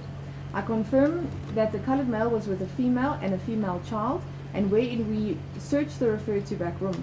We had simply inquired as to whether they possessed any firearms, and after being informed that they did not and had conducted a search, we inquired as to his reason for being on the premises, and wherein he confirmed that he's renting from the owner of the residence that resides in the main house.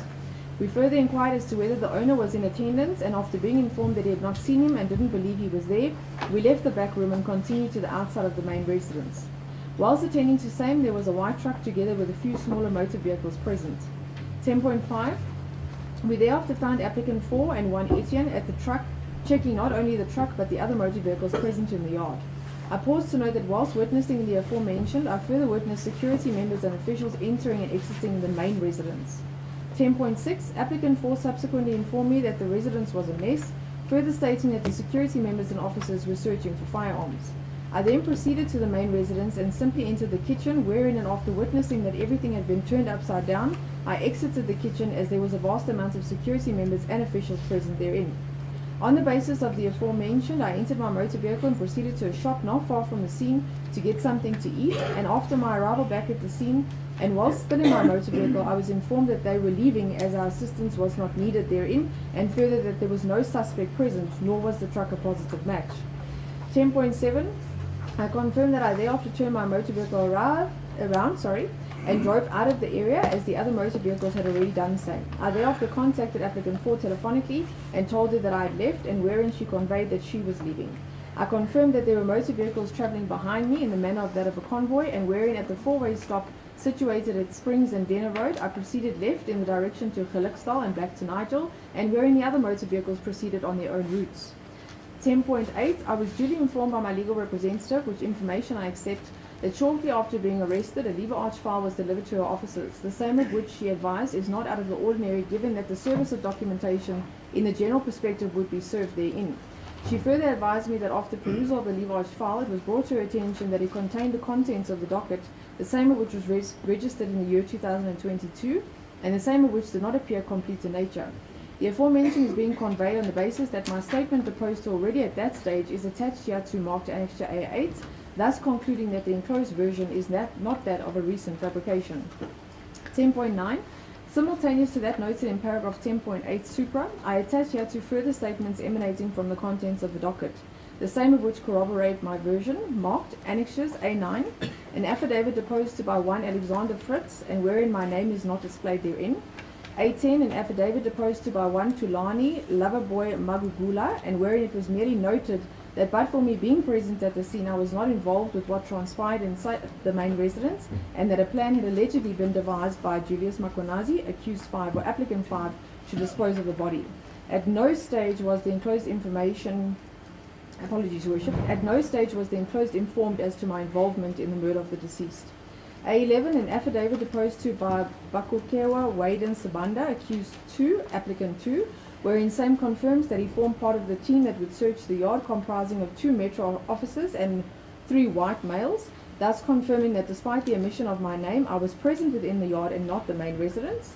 A12, an affidavit deposed to by Etienne van der Walt, the same of which formed part of a security company, and wherein same confirmed that he had seen Quibus from Ghost Guard, applicant 4 and I by the truck, and whereafter applicant 4 had indicated that the enclosed was a waste of time, and as such A12 walked towards the streets and had seen Quibus, Jean-Marie and I standing by Quibus's motor vehicle indulging in a conversation, and wherein shortly thereafter they were told to stand down. A13, wherein an affidavit was deposed to, but wherein the details of same are not present thereon, stating that he was on duty and proceeded to the scene, wherein and after he proceeded to the back room, he was standing with applicant 4 and I whilst questioning the individuals. A14, an affidavit deposed to by applicant 5, stating that he was awakened by Hanekom, and wherein same does not make reference to even having seen me, and an affidavit deposed to in terms of section 212 of the Criminal Procedure Act, marked A15, the same of which confirms that the DNA result from the swabs as duly labelled matched the DNA result to that of Pretorius WJ, and wherein, as per the remainder of the swabs duly labelled, I was deemed excluded. 11, intended plea 11.1. I intend to plead not guilty. My legal representative has not had access to the complete police docket, and we are thus not exactly sure what further charges, further allegations, or whether statements are contained therein. 11.2. Due to the lack of complete insight into the docket, I cannot properly instruct my attorney in this regard. 12. Information required in terms of section 60, subsection 4, subsection A to E of Act 51 of 1977. The likelihood that I will endanger the safety of the public or any particular person, or that I will commit a Schedule 1 offence. 12.1. I have no resentment. Alternatively, it is not alleged that I harbour any resentment against any person. 12.2. I submit that my release on bail will not endanger the public or any particular person. 13. The likelihood that I will evade my trial if I was released on bail. 13.1. I have not in the past tried to evade any actions or procedures from the state, nor will I do so in this regard. 13.2. I cannot afford to forfeit any amount of bail money which may be set. I am in no financial position to forfeit any amount of bail which may be set. 13.3. I emphasize that I shall not flee the borders of the Republic of South Africa in an attempt to evade my trial, as I am innocent of the charges against me. 13.4. In an effort to convince this Honourable Court that I should be released on bail, I am willing to comply with the following conditions. 13.4.1. I shall not leave the Gauteng province without the prior written consent of the investigating officer. 13.4.2. I am willing and able to report to my nearest police station as directed. 13.4.3. I am willing and able to comply with any other restrictive conditions that the Honourable Court may deem fit. These conditions are enforceable. 14. Influencing or intimidating witnesses, alternatively concealment or destruction of evidence. 14.1. I undertake to abide with any conditions prohibiting contact with state witnesses. 14.2. I submit with respect that any evidentiary material confiscated is now in police custody. I have no access to these items and am not in any positions to destroy such evidence. 14.3. I need also point out that I've had daily contact with friends and relatives, and had I been inclined to destroy evidence, I could have arranged this from the police cells. I reiterate that I did not request any person to do so, and that I do not need to, nor do I have the ability to destroy any evidence that might hamper the investigation. 15. Likelihood that I will undermine or jeopardize the objectives of the proper functioning of the justice system. 15.1. I have never supplied any false information at any time. 15.2. I am not in custody on any other charge or on parole.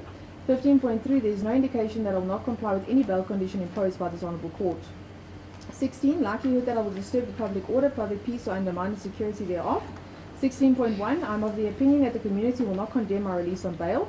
Therefore, it will not disturb the public order or undermine public peace or security. 16.2. There is no indication that my own safety will be jeopardized should I be released on bail. 16.3. The community supports the presumption of innocence. 17. Apart from the factors above, I wish to record the following.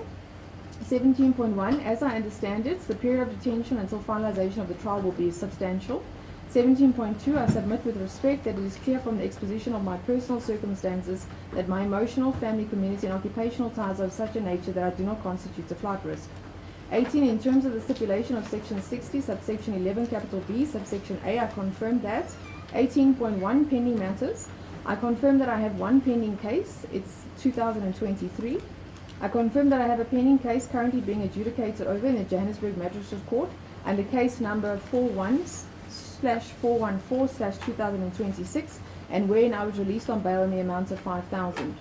I further wish to advise that I was duly informed by my legal representative, which advice I accept, that the enclosed matter before this Honourable Court was registered in the year 2022, wherein my pending case occurred in 2023, thus confirming that the enclosed matter had allegedly occurred prior to the pending case of 2023, thus deeming me a first offender. I further pause to note that the enclosed case was initially not placed on the court roll, and wherein the public prosecutor elected not to proceed with the matter, for which I have now been charged and arrested, the confirmation of which is attached here to marked Annexure A16. Previous convictions, 2008. I confirm that during the year 2008, I was subsequently arrested on a charge of common assault, wherein I paid an admission of guilt fine in the amount of 300 rand. I subsequently paid the said fine, and after the expiration of the regulated period, I applied for the expungement of same, the confirmation of which is attached here to as Annexure A17. 18.3 Final protection, alternatively harassment orders regulated by the Domestic Violence Act. I confirm that I have no protection, alternatively harassment orders that have been granted against me. 18.4 I confirm that but for the warrant of arrest displayed at the time of my arrest herein, I am not aware of any outstanding warrants for my arrest. 19 Bail amount. My family will assist with the payment of bail. An amount of 8,000 rand is available towards the payment of bail.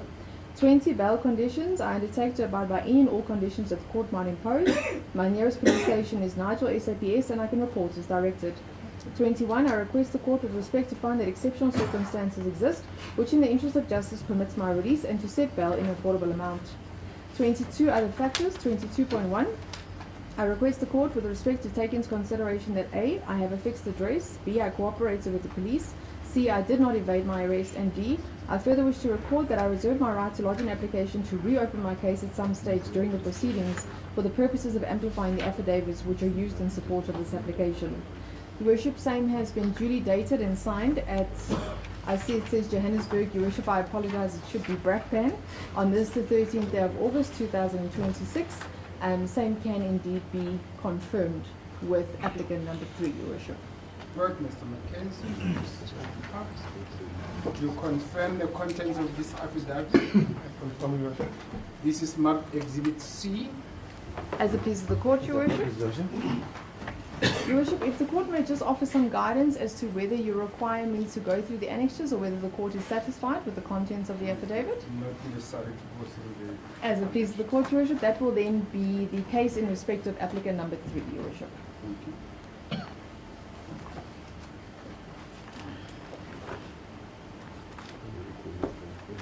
As it pleases the court, Your Worship, as previously conveyed, I do confirm my appearance in respect of applicant number 4, or accused number 4 as we noted. Your Worship, I confirm that applicant number 4 will also proceed by way of affidavit. May I be permitted, Your Worship, to hand the original to the Honourable Court for the court's ease of reference, as well as a copy to my learned colleagues, Your Worship. May I then be permitted to read same into the record, Your Worship.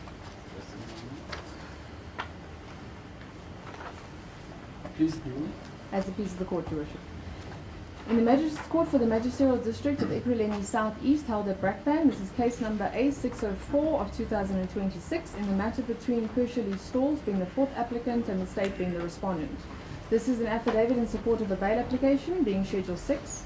I, the undersigned, Ekurhuleni Stalls, do hereby state under oath as follows. 1. Unless otherwise stated or appear from the contents hereof, the facts herein contained fall within the scope of my personal knowledge and are to the best of my knowledge true and correct. I am accused 4 in this matter. 2. I am a South African citizen with identity number 851218018483. I am the holder of a valid identity document. In amplification of the aforementioned, kindly find attached here to a copy of same marked Annexure A1. 3. The submissions contained in this application are based upon my own observations, but also on legal advice obtained, and is presented to Your Worship in the belief that it is correct and that it might assist Your Worship in deciding this application.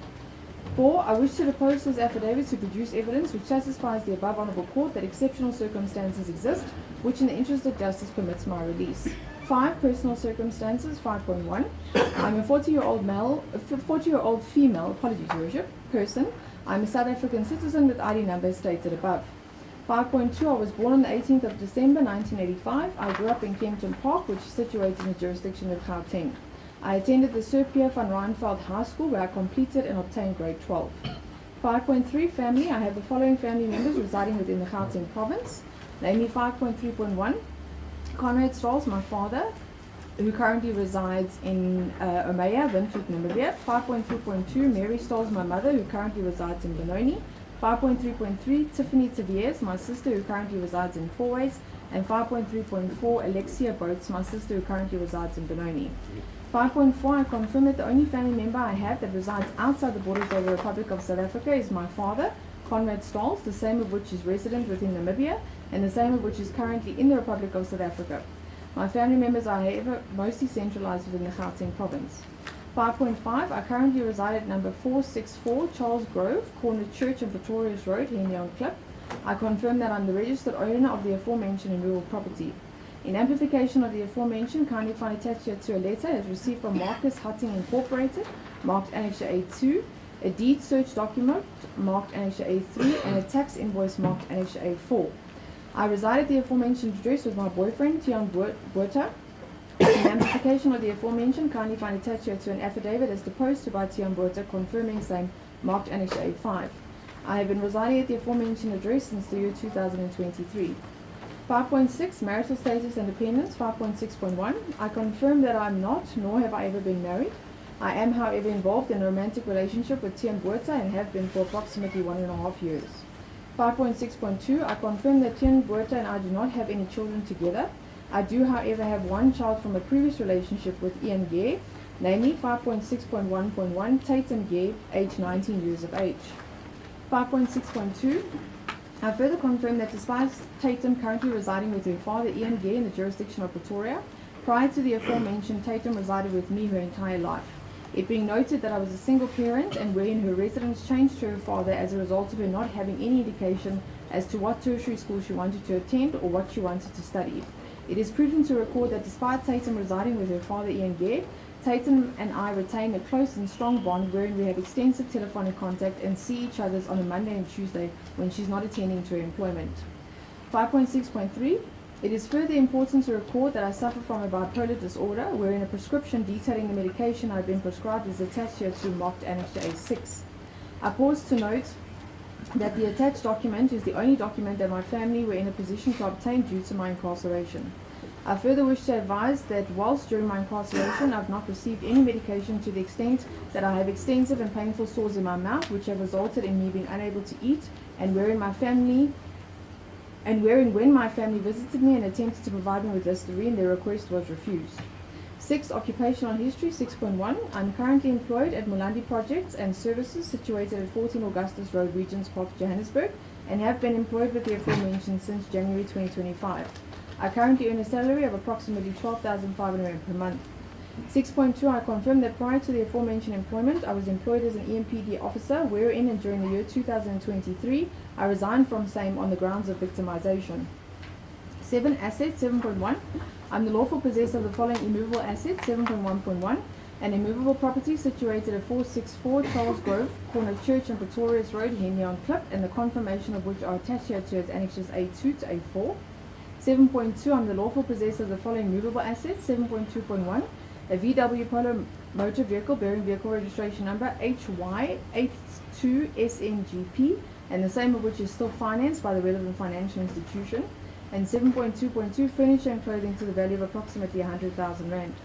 7.3, I'm the holder of the following bank accounts, namely 7.3.1, the First National Bank account bearing account number 630485695553, and 7.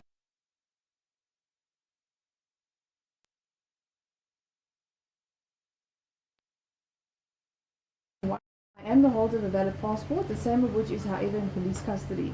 In amplification of the aforementioned, kindly find attached here to a copy of my passport marked annexures A7 in brackets 1 to A7 in brackets 4. 8.2, I confirm that I have travelled outside the borders of the Republic of South Africa, namely to Namibia, to visit my father, Conrad Stolz, as noted herein above.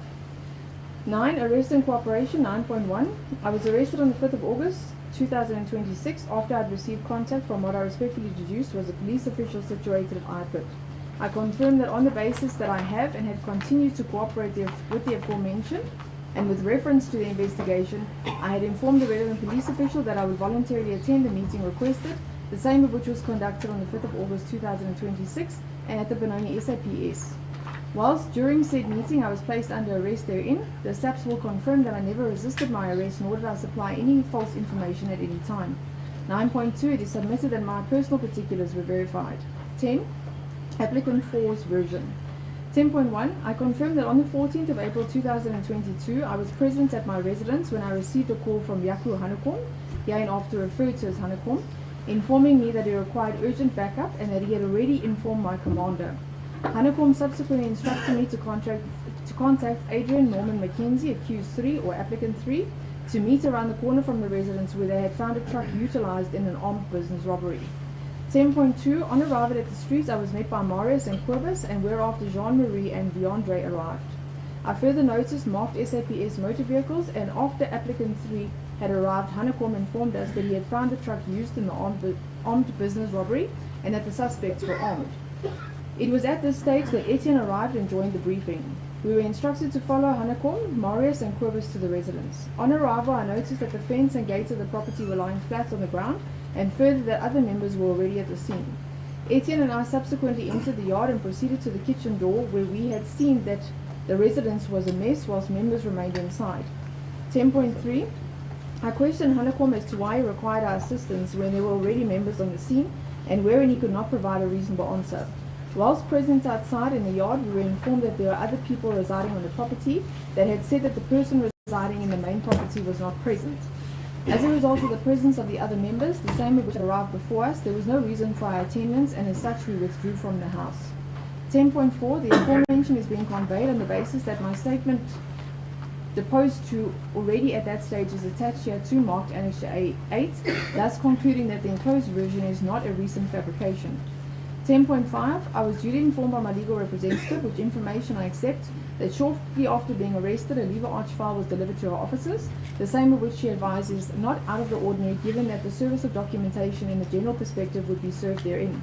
She further advised me that after perusal of the lever arch file, it was brought to her attention that it contained the contents of the docket, the same of which was registered in the year 2022, and the same of which did not appear complete in nature. Simultaneous to that noted in paragraph 10.4 supra, I attach here 2 further statements emanating from the contents of the docket, the same of which corroborate my version, marked Annexures A9, an affidavit deposed to by 1 Alexander Fritz and wherein my name is not displayed therein, A10, an affidavit deposed to by 1 Tulani Loverboy Maragula, and wherein it was merely noted that but for me being present at the scene, I was not involved with what transpired inside the main residence, and that a plan had allegedly been devised by Julius Mkhwanazi, accused 5 or applicant 5, to dispose of the body. At no stage was the enclosed informed as to my involvement in the murder of the deceased. A11, an affidavit deposed to by Bokekwa Wayne Sabanda, accused 2 or applicant 2, wherein same confirms that he formed part of the team that would search the yard, comprising of 2 metro officers and 3 white males, thus confirming that despite the omission of my name, I was present within the yard and not the main residence. A12, an affidavit deposed to by Etienne van der Bolt, the same of which formed part of a security company, and wherein same confirmed that he had requested a bulletproof vest from me, as he did not possess one at that stage. He further confirmed that he had seen Quibus from Ghost Guard, applicant 3 and I by the truck, and wherein I indicated that the enclosed was a waste of time, and as such A12 walked to my motor vehicle and placed the bulletproof vest therein, and had seen applicant 3, Quibus and Jean-Marie standing by his motor vehicle indulging in a conversation, and wherein shortly thereafter they were told to stand down, the same of which resulted in A12 entering his motor vehicle whilst he witnessed Quibus, applicant 3, 2 other people and I leaving. A13, an affidavit was deposed to, but wherein the details of same are not present thereon, stating that he was on duty and proceeded to the scene, wherein and after he proceeded to the back room, he was standing with applicant 3 and I whilst questioning the individuals. A14, an affidavit deposed to by applicant 5, stating that he was awoken by Hanekom, and wherein same does not make reference to even having seen me. An affidavit deposed to in terms of section 212 of the Criminal Procedure Act. A15, the same of which confirms that the DNA result from the swabs as duly labelled matched the DNA result to that of Pretorius WJ, and wherein as per the remainder of the swabs duly labelled I was deemed excluded. And A16, an affidavit deposed to by applicant 3, wherein he deposed that he had received a telephone call from me and had attended at the meeting point, and thereafter proceeded to the residence or crime scene, wherein he remained within the perimeters of the yard, but for him entering the kitchen door, witnessing what was transpiring insofar as the mess is concerned, and had exited therein as vast amounts of officials were coming in and out of the residence. A16 further stated that he had approached the back room and conducted an interview and search, but that after attending to same, he exited the back room and continued to the truck and other motor vehicles where Etienne and I were present. 11, intended plea. 11.1, I intend to plead not guilty. My legal representative has not had access to the complete police docket and we're thus not exactly sure what further allegations or witness statements are contained therein. 11.2, due to the lack of complete insight into the docket, I cannot properly instruct my attorney in this regard. 12, information required in terms of section 60, subsection 4, subsection A to E of Act 51 of 1977. The likelihood that I will endanger the safety of the public or any particular person, or that I will commit a Schedule 1 offence. 12.1, I have no resentment, alternatively it is not alleged that I harbour any resentment against any person. 12.2, I submit that my release on bail will not endanger the public or any particular person. 13, the likelihood that I will evade my trial if I was released on bail. 13.1, I have not in the past tried to evade any actions or procedures from the state, nor will I do so in this regard. 13.2, I cannot afford to forfeit any amount of bail which may be set. I am in no financial position to forfeit any amount of bail which may be set. 13.3, I emphasize that I shall not flee the borders of the Republic of South Africa in an attempt to evade my trial, as I am innocent of the charges against me. 13.4, in an effort to convince this Honourable Court that I should be released on bail, I am willing to comply with the following conditions. 13.4.1, I shall not leave the Gauteng province without the prior written consent of the investigating officer. 13.4.2, I am willing and able to report to my nearest police station as directed. 13.4.3, I am willing and able to comply with any other restrictive conditions that the Honourable Court may deem fit. These conditions are enforceable. 14, influencing or intimidating witnesses, alternatively concealment or destruction of evidence. 14.1, I undertake to abide with any conditions prohibiting contact with state witnesses. 14.2, I submit with respect that any evidentiary materials confiscated is now in police custody.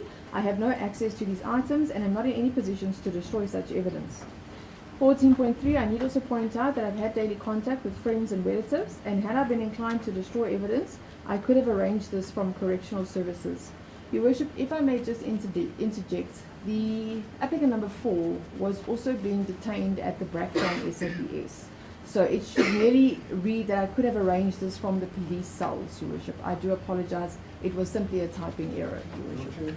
As a piece of the court, Your Worship.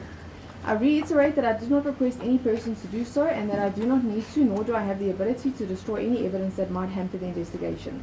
15, the likelihood that I will undermine or jeopardize the objectives or the proper functioning of the justice system. 15.1, I have never supplied any false information at any time. 15.2, I am not in custody on any other charge or on parole. 15.3, there is no indication that I will not comply with any bail condition imposed by the Honourable Court. 16, likelihood that I will disturb the public order, public peace, or undermine the security thereof.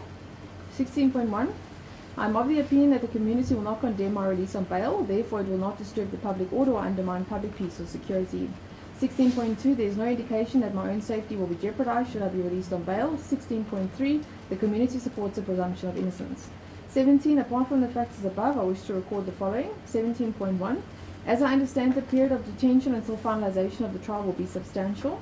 17.2, I submit with respect that it is clear from the exposition of my personal circumstances that my emotional, family, community and occupational ties are of such a nature that I do not constitute a flight risk. 18, in terms of the stipulation of section 60, subsection 11, capital B, subsection A, I confirm that 18.1 pending matters. I confirm that I have one pending case, 2023.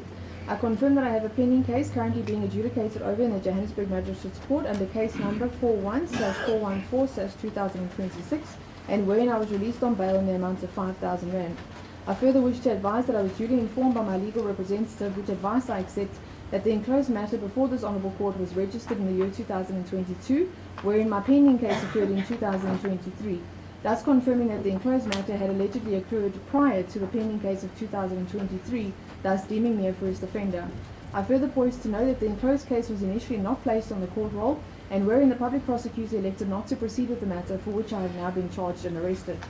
18.2, previous convictions. I confirm that I have no previous convictions. 18.3, final protection order, alternatively harassment orders regulated by the Domestic Violence Act. I confirm that I have no protection, alternatively harassment orders that have been granted against me. 18.4, I confirm that but for the warrant of arrest displayed at the time of my arrest herein, I am not aware of any outstanding warrants for my arrest. 19, bail amount. My family will assist with the payment of bail. An amount of 10,000 rand is available towards the payment of bail. 20, bail conditions. I undertake to abide by any and all conditions that the court might impose. My nearest police station is Mayton SAPS, and I can report as directed. 21, I request the court with respect to find that exceptional circumstances exist which in the interest of justice permits my release and to set bail in a affordable amount. 22 other factors. 22.1. I request the court with respect to take into consideration that A, I have a fixed address, B, I cooperated with the police, C, I did not evade my arrest, and D, I further wish to record that I reserve my right to lodge, Your Worship, an application to reopen my case at some stage during the proceedings for purposes of amplifying the affidavits which are used in support of this application. Your Worship, same has been duly dated, signed and commissioned at Brakpan on this the 13th day of August 2026. If same may be duly confirmed with applicant number 4, Your Worship. Right, Ms. Dawes, you confirm the contents of this affidavit? Your Worship. This is marked Exhibit B. Is it busy the court, Your Worship? As it pleases the court, Your Worship. Your Worship, I know I did ask when dealing with applicant number 3, but I shall ask you as well. Should the court so be satisfied with the annexures in respect of the affidavit, that will then be the case in respect of applicant number 4. As it pleases the court, Your Worship.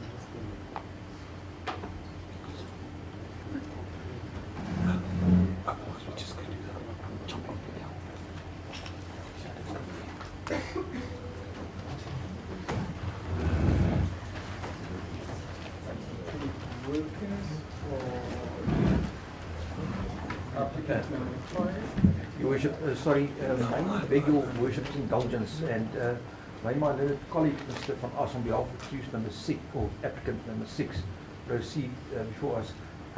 There was a problem, Your Worship. We prepared 2 different sets of affidavits based on whether the state was going to provide further and additional information or reasons or not. And in compiling those 2 different sets, one was a shorter set of affidavits and the other a longer set of affidavits. There's now been a discrepancy, and we just want to amend that, Your Worship, and we're just awaiting a single page to arrive, and then we will be ready with my learned colleague, and as agreed, in order to prevent time from being wasted and to use the time as effectively as possible, that he will proceed with his affidavit subject to Your Worship's. But for how long is it going to take us? Your Worship, by the time my learned colleague is finished, we will be ready. It's just a single page that we have to sort out and print, and it will We need the time, 5 minutes, 10 minutes? Your Worship, can I just take instructions for my My instructing attorney says that the page has already been printed, so he would say 5 minutes. I would suggest that we adjourn at this stage until 3:15. All right.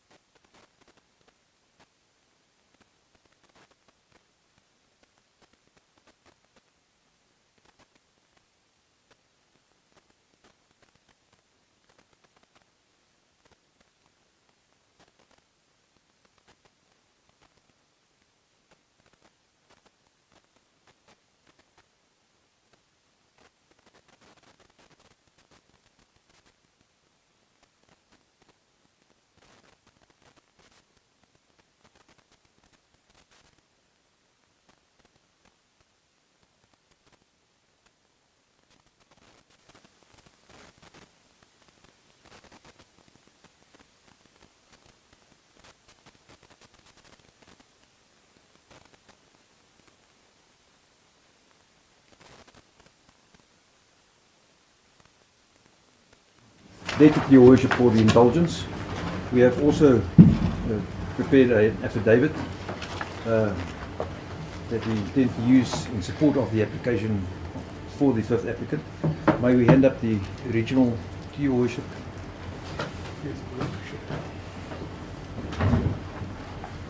Your worship will notice that the affidavit was also duly signed and deposed to by the applicant.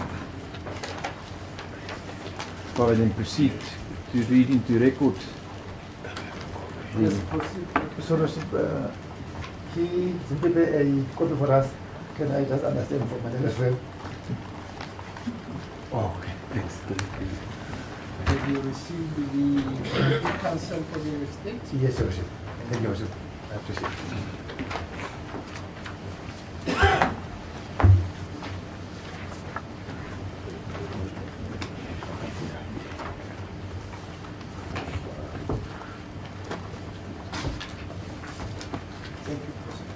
Your Worship, I just deemed it prudent to let the state wait for our affidavit, as they let us wait until this morning before they gave an indication of the base on which they oppose our application. Your Worship, I, the undersigned Julius Dr. Mkhwanazi, do hereby make oath and say that 1. I'm an adult male employed by the Ekurhuleni Metropolitan Police Department, EMPD, as the Deputy Chief of Police and reside at number 22 Eugene Marais Street, Brandhart, Alberton. 2. The facts herein contained are, unless otherwise stated or unless the context otherwise indicates, within my own personal knowledge and belief, and are both true and correct. 3. When I make statements of a legal nature, I do so on the advice of my legal representatives, whose advice I reasonably believe to be correct. 4. I am a South African citizen, one of the applicants in the above bail proceedings, and an accused in the main proceedings. This is an application for my release on bail. 5. I am reminded by my legal representatives, and which reminder I find encouraging, especially having regard to the considerable attention that this matter has attracted in the media and with the public, of the words of our former and late Chief Justice, Justice Ismail Mohammed, in the matter of State vs. Atchison. Quote, an accused person cannot be kept in detention pending his trial as a form of anticipatory punishment. The presumption of the law is that he is innocent until his guilt has been established in court. The court will, therefore, ordinarily grant bail to an accused person unless this is likely to prejudice the ends of justice. Unquote. The learned author John van der Berg in Bail, a Practitioner's Guide at page 12 of 3rd edition, succinctly sums up the legal position, and namely, quote, unless there are compelling indications that the accused, if released on bail, would endanger public safety and the like, preventative detention is not justifiable in a democratic state. Unquote. I pray that these words resonate with the presiding officer seized with deciding my fate in this bail application. Paragraph 6. From the paucity of information that has been provided by a state to my legal representatives, it appears that I have been charged, together with my co-applicants and co-accused, with murder, robbery and defeating the administration of justice. Even though I do not have any access to the police docket, I am unable to make complete submissions in respect of what has been averred by the state in the provisional charge sheet that has been provided. What I can and do categorically confirm is that I deny any suggestion of criminality on my part arising from the averments made in the charge sheet. 7. The state alleges that the offences with which I have been charged falls within the ambit of Schedule 6 of the Criminal Procedure Act 51 of 1977. I am further advised that the determination of the applicable schedule is a matter of law, arising from what may be disclosed in this bail application, and specifically the charge sheet provided by the state. My legal representatives may advance legal arguments disputing the correctness of the state's contention that the offence herein reside under Schedule 6 of the bail provisions. 8. This notwithstanding, I have prepared this affidavit with my legal representatives on the basis that the provisions applicable to Schedule 6 offences find application. I respectfully submit that in this affidavit found in my bail application, I more than adequately discharge the onus of proving that exceptional circumstances exist, which in the interest of justice permits my release on bail. 9. I have a valid passport that was issued on 18th of August 2025. I have not used my passport since it was issued. However, I have previously travelled abroad on holiday and made use of my old passport. I believe the state will confirm that in the bail proceedings in the Boksburg Magistrates Court, which I deal with a later hearing, it is in possession of my passport consistent with one of the bail conditions in such court. I do not have any close relatives nor friends who live outside our country's borders. I consider Gauteng to be my permanent home, and indeed has been my permanent home since birth. I submit that I have long-standing and deep-rooted ties to the Gauteng community, both social and familial. Because of my strong ties and familial roots to the broader Gauteng community, I submit that it is highly improbable and indeed impossible that I will avoid standing my trial hearing. I further submit that I have good and stable family support structures which arise from the following facts. 1. I am presently unmarried and reside at my aforementioned address with 4 of my children. The property is registered in my name and I have a bond with Standard Bank Limited. I have resided at this address for the past 7 years. Previously having resided at number 161 Sidwana Crescent, Forslowris Extension 5, Katlehong, Nala section, which was my marital home. Sub 2. I was born in the Natalspruit Hospital and grew up in Katlehong, Gauteng. I attended primary school at Kumalo Primary School. I later attended high school at Letekulu High School, where I eventually matriculated in 1997. After matriculating, I participated in various youth development programs throughout Ekurhuleni before gaining employment with the EMPD in about 2003, initially as a cadet. Following my employment with the EMPD, I have attended various skills development and training programs, which includes inter alia, a military leadership life skills course, a military leadership development and communication course, and a specialized police weapons training course. Academically, I have obtained a master's degree in public management from Regenesis Business School, Sandton, Gauteng. I have also attended various other academic courses at Wits University and the University of Cape Town. My parental home is situated at number 728 Manana Street, Mavimbela section, Katlehong, Gauteng, where I formerly resided with my father, Titus Mkhwanazi, my mother, Florence Zwane, and my brother, Lawrence Mkhwanazi. My father passed away on the 28th of June 2009. My mother is a pensioner and still resides at the parental home. My brother resides at number 299 Ngala, maintenance on an ongoing basis. Paragraph 10. Through my employment with the EMPD, I earn a monthly salary of approximately 65,000 rands after deductions. I do not have any other sources of income apart from my said monthly salary. I am the holder of a bank account with Standard Bank, account number 002209099636. 11. My assets comprise inter alia, my home, which is worth approximately 2.5 million, and in respect whereof Standard Bank Limited, the bondholder, is owed about 2 million rand.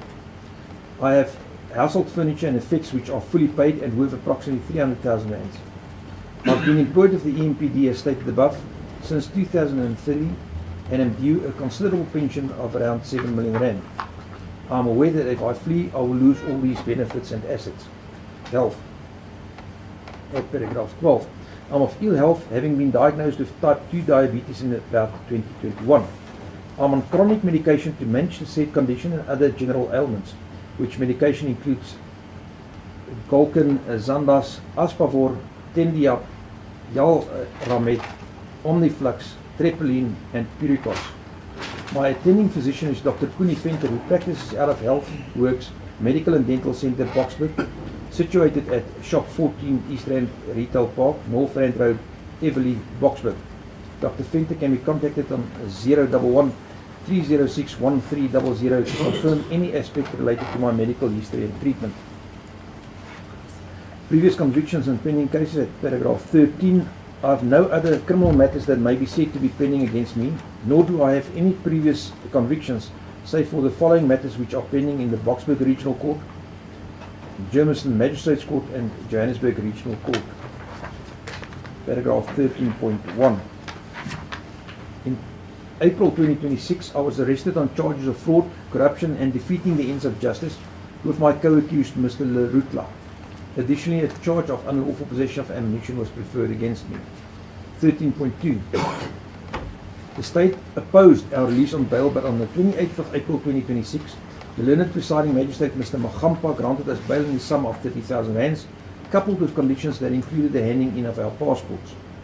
13.3. I have religiously and faithfully complied with all of the conditions imposed, including appearing in court on the various dates to which the matter has been postponed in the Boksburg court. 13.4. Briefly, the state's case in this pending matter, in the gist, is that Mr. Lerutla, my co-accused, was arrested on the 9th of March 2019 on a speeding offence and issued with a notice to appear in Boksburg court on Monday the 13th of March 2019. To avoid appearing on a date given an important job interview on the same date, Mr. Lerutla paid, on arrangements allegedly made by me, a state witness, Mr. Tsotsetsi, a whopping 407,000 rands to appear in his stead. This amount was allegedly then shared equally with me. Respectfully, I submit that this quantum alone speaks to the absurdity of the allegation against Lerutla and I. To compound matters, we have since received the final charge sheet from the state in this matter, where the purpose for which the alleged 407,000 rands has clearly shifted. Paragraph 13.5. As part of the docket disclosure, the state also provided the affidavit of the key witness Tsotsetsi. The statement is fraught with contradictions and inconsistencies.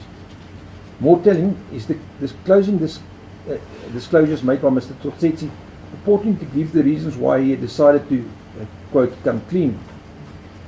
This only in the affidavit made on the 16th of April 2026. That is some 7 years after the event, in which reasons I quote verbatim from his affidavit, namely, as time went on, I realized that my actions, as well as the conduct of those involved, were unlawful and improper, and I resolved that such activities should cease. Secondly, I realized that I risked my life for someone who is not taking care of me. I saved Mr. Lerutla's promising career. Currently, he is the city manager of the municipality. According to me, the risk that I take about my life is unparalleled to what they gave me. I'm saying this knowing that there was not a fixed agreement between us before I agreed to stand in for Mr. Lerutla at court. Unquote. Germiston case. On the 8th of July 2026, I was arrested with 3 other accused, respectively the city manager of Ekurhuleni municipality, the head of Department Legal Services at EMM, and the head of Department Human Resources at the municipality.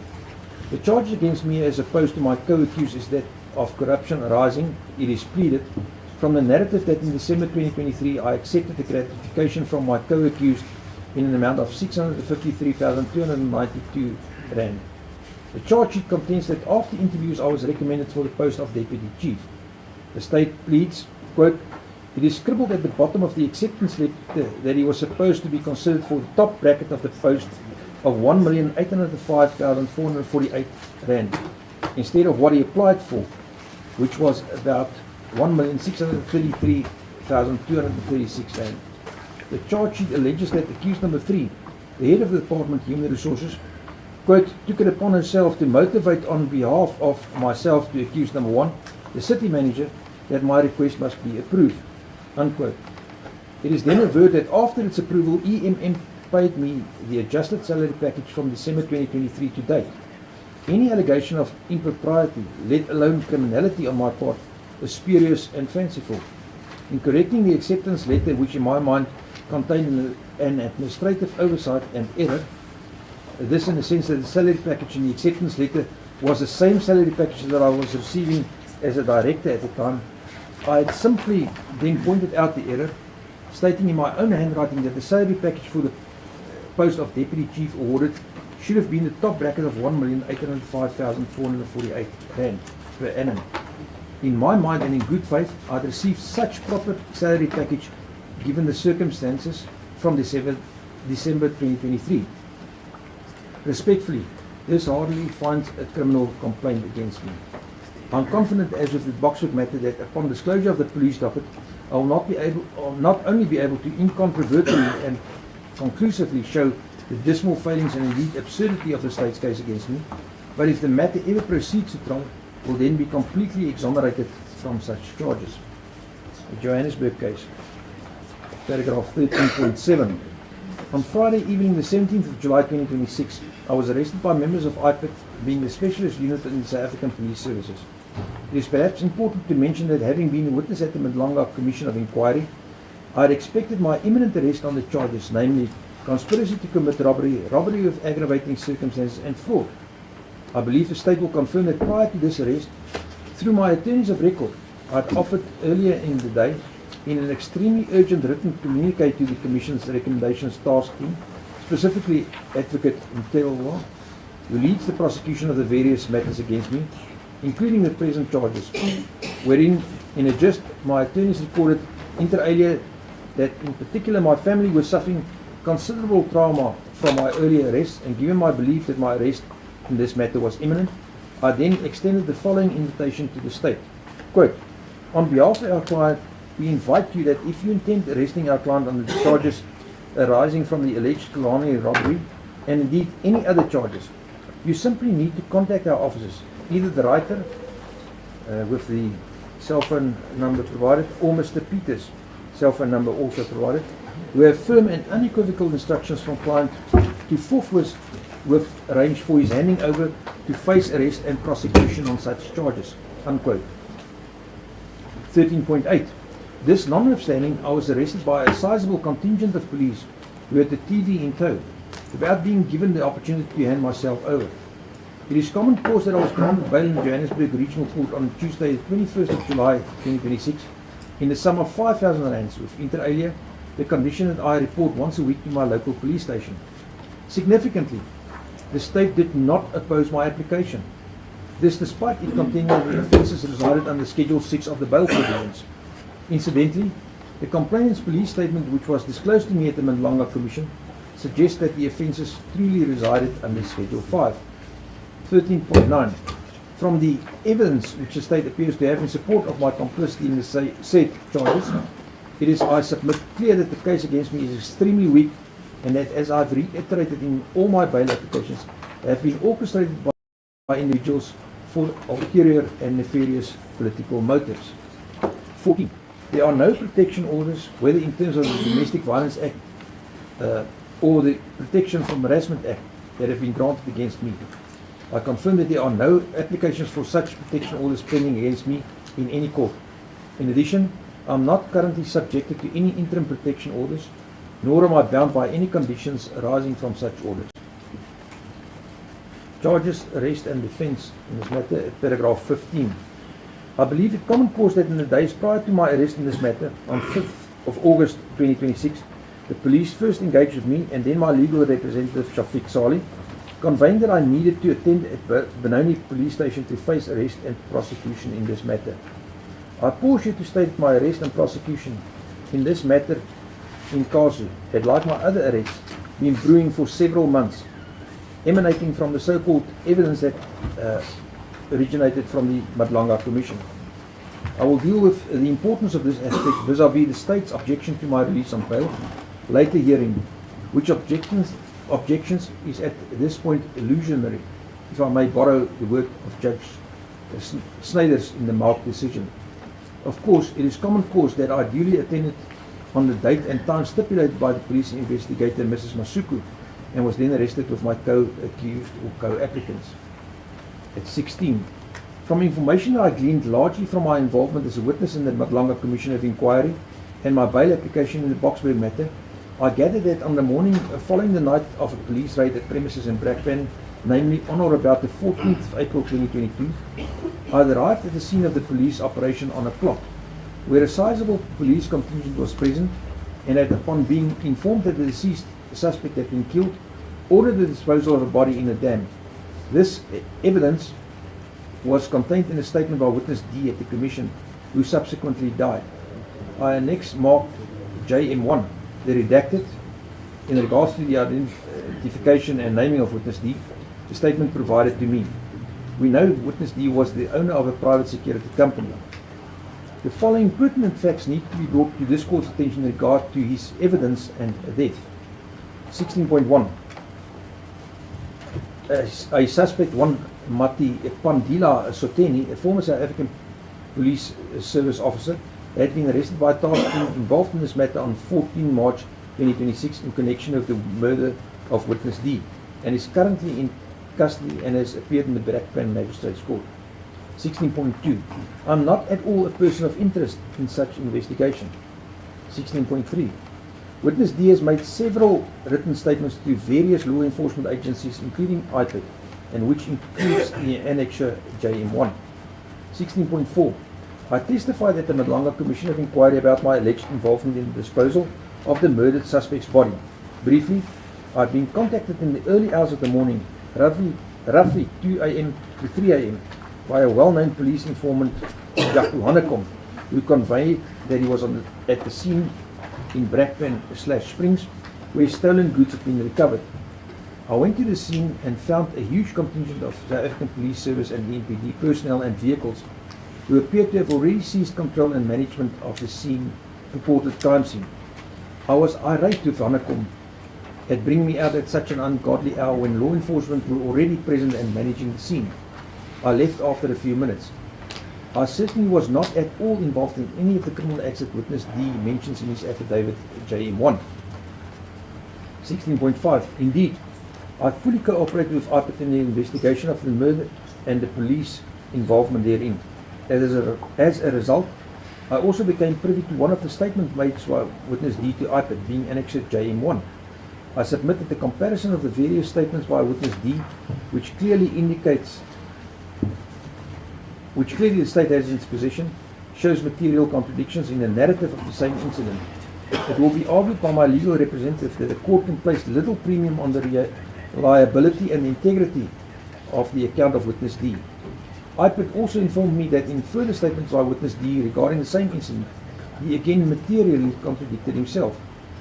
The task team involved in the investigation in this matter will know that at the Madlanga Commission of Inquiry, the IPID investigator Nomsa Masuku testified that witness D had submitted, ostensibly to IPID, 2 contradictory statements about my involvement and presence on the day in question. Tellingly, for example, in one statement he admits to directly participating in the suffocating or tubing of the deceased Mr. Mbenze, assisting the main perpetrator at Viandre, whilst in other statements such material role is absent. 16.6. It is also widely reported in the media and indeed in an interview with witness D's wife following his death that he became a target after his involvement in illegal mining, commonly known as Zama mining. 17. I was confronted with these allegations during my questioning in the Madlanga Commission, as well as during my various questioning by members of the IPID investigation team. I deny emphatically these allegations. They are spurious and indeed absurd. I have consistently maintained and reiterated both to the Commission and to IPID investigators my defence and limited role at the crime scene in question, and which I have stated above. I certainly was not at all involved in any of the criminal acts that witness D, as mentioned in one of his several affidavits, including Annexure JM1, or by any potential witness who may mendaciously attribute such criminal acts to me, and which ostensibly found the charges herein. 18. I expect it will not be disputed by the state that during the IPID investigation into the murder charge herein and the police involvement therein, I fully cooperated with IPID, providing them with a statement, the gist whereof is as I have stated herein before. Tellingly, the lead investigator, Mrs. Masuku, has persistently requested that I become a so-called 204 state witness against my co-accused and co-suspects. I have candidly, and despite being made such offer, persistently maintained that I was present at the scene for a brief few minutes and under the circumstances alluded to herein before. I therefore could not shed any light whatsoever on the complicity or otherwise of my co-accused and co-suspects in the commission of the murder and other offences that have now been preferred against me. Remarkably, from the evidence against me, it is apparent that the only person to whom I allegedly gave the order, which is vehemently denied, for the disposal of the deceased body is Hannekom, who was killed suspectedly as a result of his evidence in the copper theft, and who allegedly was accompanied by Viandre, who committed suicide. Equally telling is the fact that witness D himself admits to not being present at the time that I gave such purported order. Moreover, and this I expect the IPID investigation team to confirm, witness D has made in total 4 statements about the matter, each of which contradicts, as I have alluded to herein before, the other immaterial respects. 19. Again, I suspect that the charges herein have been instigated and brought against me as part of the plot orchestrated by various individuals for ulterior and nefarious political motives as stated herein before. It is no secret that I have made known my aspirations of applying for the position of Chief of Police, which office will become vacant at the end of the year. Of course, my arrest and prosecution negatively impacts my eligibility for the role, if not, in fact, barring me completely from being considered for such position. State's opposition to bail. Paragraph 20. It has, of course, become a matter of record that the state has declined to provide, inter alia, the reasons why it opposes the release of IMI co-applicants on bail. As a matter of further record, the state has not been ordered to provide any such reasons, and particularly the further particulars to the formal request for further particulars that was sent to the state already on the afternoon of my arrest in this matter. I, and I expect my co-applicants as well, are therefore left to completely speculate and flounder in the dark as to the grounds on which the state may oppose my release on bail. Paragraph 21. I deal firstly with what I am advised is arguably the most important of objections to an accused release on bail, namely whether he or she is a flight risk. Flight risk discussed under paragraph 22.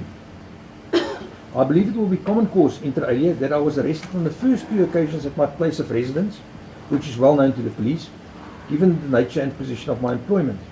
On the 3rd occasion, at the residence of a relative of a close friend, whom we were visiting. I'm a public figure, having appeared extensively in the Madlanga Commission of Inquiry. My personal circumstances, etc., have become well known to all and sundry. 23. My name and my face are known to many, if not most people in our country, and indeed to many people in the world, given the widespread media attention that this matter and the Madlanga Commission of Inquiry has attracted. Indeed, recording and broadcasts of these bail proceedings, as on the other 3 occasions, are being disseminated all over the country, if not the world. In the circumstances, I submit that I am clearly not a flight risk. The fact of my voluntarily handing over speaks to this.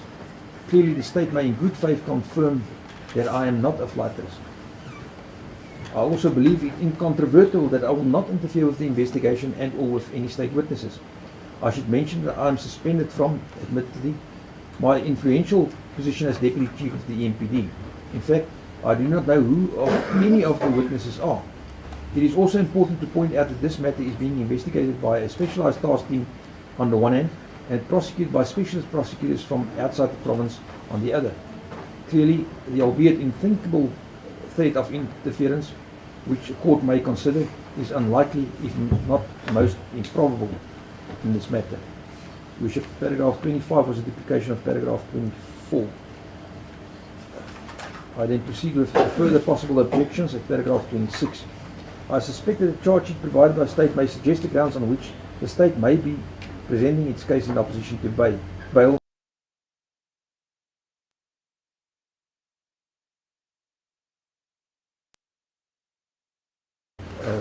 Before the new charge sheet was handed to us this morning, Your Worship. Quote, after the disposal of the body, the group held a meeting at Calvinia where they swear to secrecy about the events that had just happened. There was a punishment agreed upon for everyone who betrayed the group. That punishment was death. Currently, 4 of the 13 that died from bullet wounds, including Marius van der Merwe, fondly known as Witness D, who allegedly died at the hands of a well-trained marksman. In other words, the suspected ground for opposing bail, the state may rely on interference with state witnesses in the sense of such state witnesses being eliminated. Paragraph 27. Categorically and uncontrovertibly, I will show that the reliance on such grounds by the state will not only be disingenuous, but also spurious and ill-founded. Indeed, I will illustrate that such reliance will be an abuse of court process. I say this for the following reasons. 27.1. In my opposed bail application in the Boksburg matter that I have mentioned above, the state relied on such grounds peculiarly in opposition to my release on bail, as opposed to that of my co-accused in such matter, Mr. Leruta. Citing the death of witness D, Jacob and the person Viandre, whom we know is one Willem Pretorius, containing the opposing affidavit filed that, quote, there is evidence that persons who were close to, and that is the applicant, 5, died in a hail of bullets. It also revealed that all those witnesses were about to blow whistles on corruption and murder in the municipality. Examples of those are 7.2. There is evidence that persons who were close to the applicant that is now the applicant 5, died under a bale of bullets. It also revealed that all those witnesses were about to blow whistles on corruption and murder in the municipality. Example of those are: it is public knowledge that the famous deceased witness D told the whole country that applicant was called to the murder scene at 2 o'clock, where he ordered the disposal of the deceased body into the dam. In his statement he gave the police, witness D listed several persons who were present when applicant 1 arrived at the scene.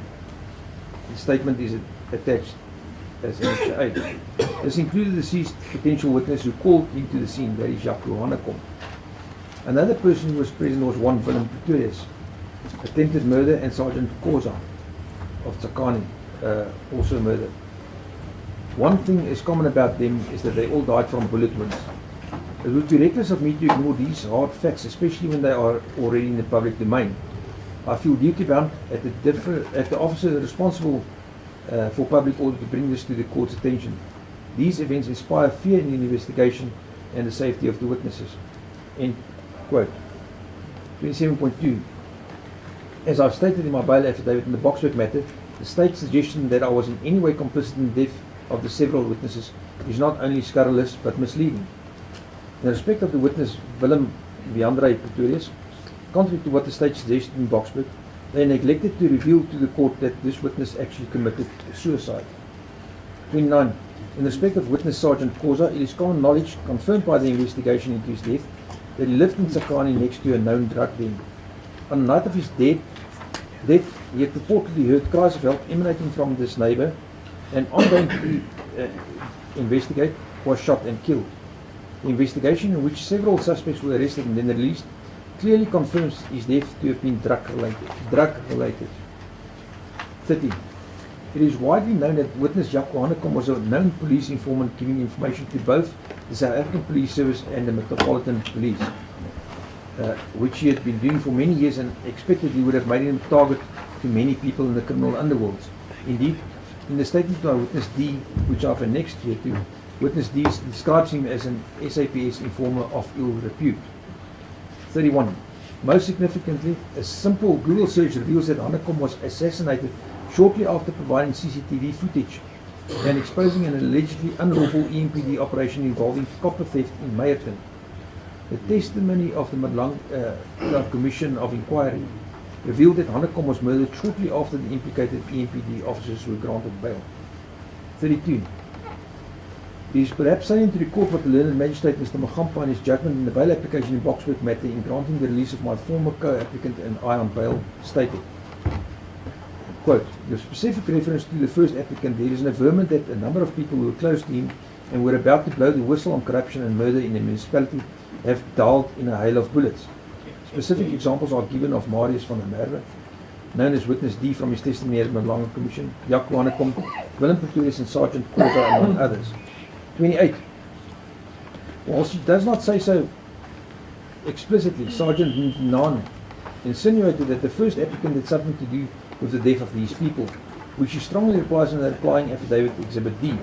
Not only does he deny the allegations, but he also provides alternative versions pertaining to their demise, attributing the deaths of Pretorius and Koza to suicide and the drug-related incident respectively. For all of these incidents referred to above, dockets have been opened and are in investigation. Except in the case of Van der Merwe, no one has been charged, suggesting that either the state does not know the identity of the killers, or if the suspects are known to them, there is no tangible, credible and reliable evidence to charge them.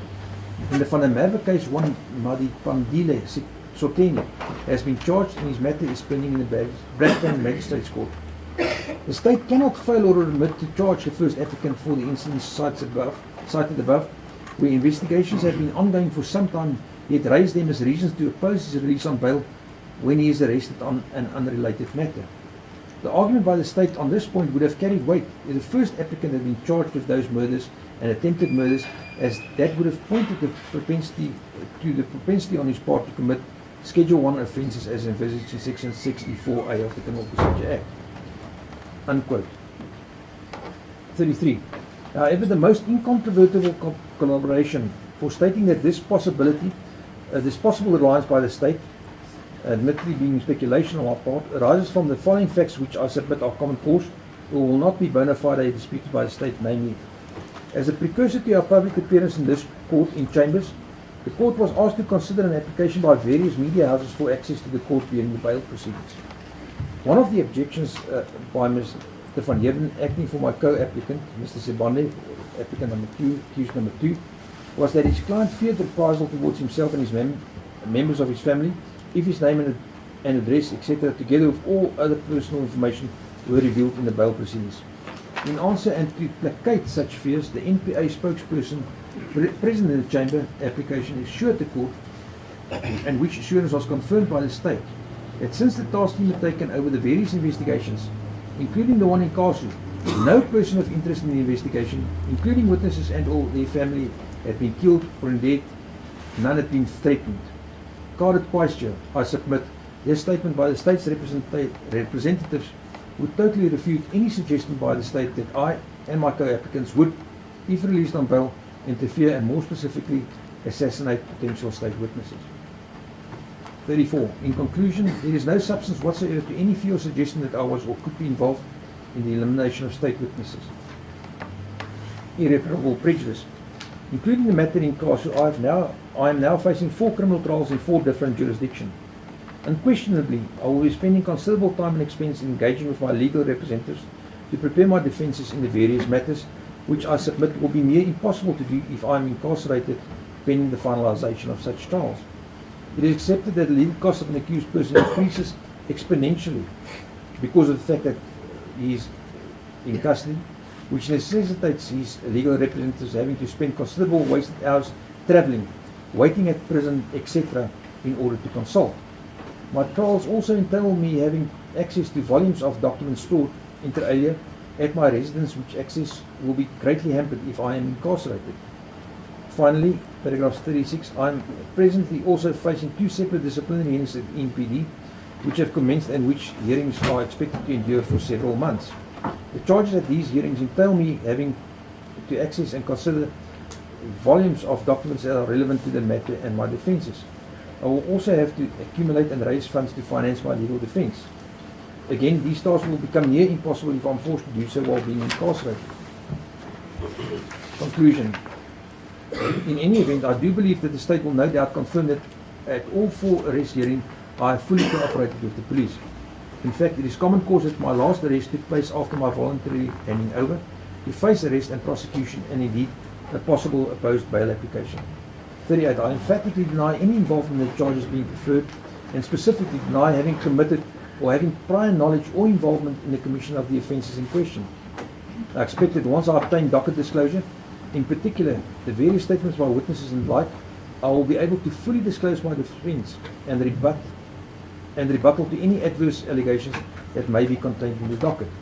I have no doubt that I will be completely exonerated in any trial. I wish to state, given the negative publicity that I have attracted in the media, I am of the considered view that a fully ventilated trial is the best vehicle to completely exonerate me of all charges and moreover completely clear my name in the public forum. 39. Despite being completely hamstrung from my lack of insight into the police docket, which would have enabled me to more fully disclose my defence, I have still briefly set out my defence to the charges being preferred against me. I am further completely in the dark, especially at the time of the preparation of this founding affidavit, about the grounds on which the state may oppose my application for my release on bail. 40. This said, I reiterate that I am innocent of the said charges and intend pleading not guilty at my trial. Indeed, I expect with a great degree of certainty that once the political influences that have been brought to bear on the matter no longer prevail, the state will not persist with such charges. Though as stated before, I welcome and prefer being exonerated in a properly and fully ventilated trial. 41. More pertinently, any possible fears on the part of the bail court, and I must emphasise that these fears would be ill-founded in regard to interference with state witnesses, can be satisfactorily be assuaged by suitable and indeed stringent bail conditions being imposed on my release. I am further willing to submit myself to any bail conditions that the court deems prudent and appropriate to impose. Given the fact that a special unit with its considerable resources is investigating this matter, I submit that any bail conditions will clearly be enforceable. I have no desire to flee from the police, nor to avoid the due and proper administration of justice. I have respect for and full confidence in the South African system of justice and law courts and intend standing my trial hearing.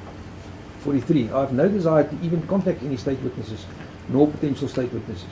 Indeed, I do not even know who such state witnesses are.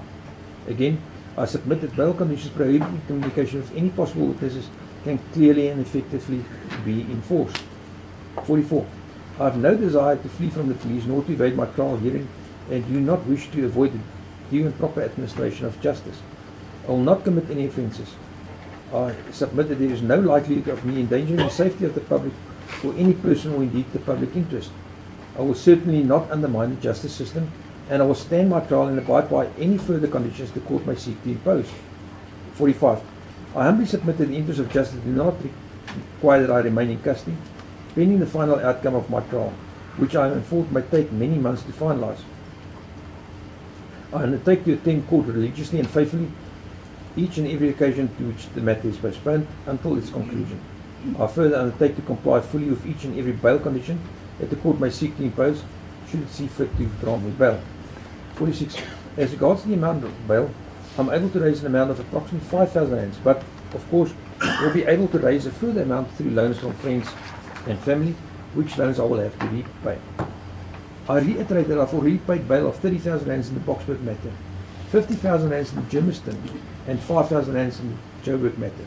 With respect, I do not believe that it is the quantum of bail that secures my return to court and compliance with any bail conditions, rather than the fact that I am anxious to assert and prove my innocence of all wrongdoing in this matter, and moreover, my full confidence in our justice system. 47. Finally, as stated above, I am completely clueless of the grounds, if any, on which the state may elect to oppose this application. Floundering in the darkness, I have attempted to deal with any possible objections to my release and bail. I will seek leave of this court to supplement this affidavit in the event the state uses any evidence opposing my release, and which allegations and or contentions I have not dealt with in this founding affidavit.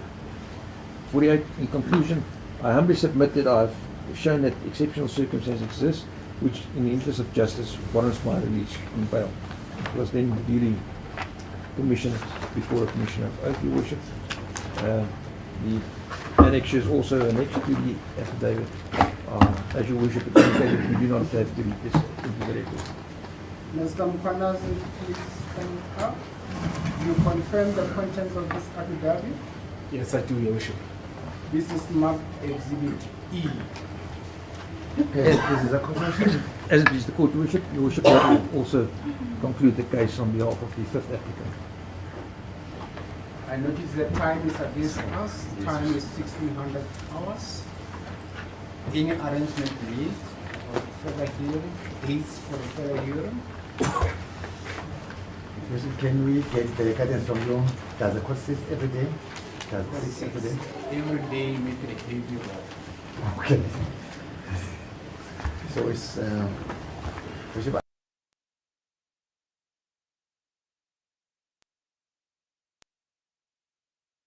10 minutes. yes, Worship. Need proper arrangement. 20 minutes, please. 20 minutes. We appreciate it. All right, and please. Where's that? Can I get now? My team. Yeah.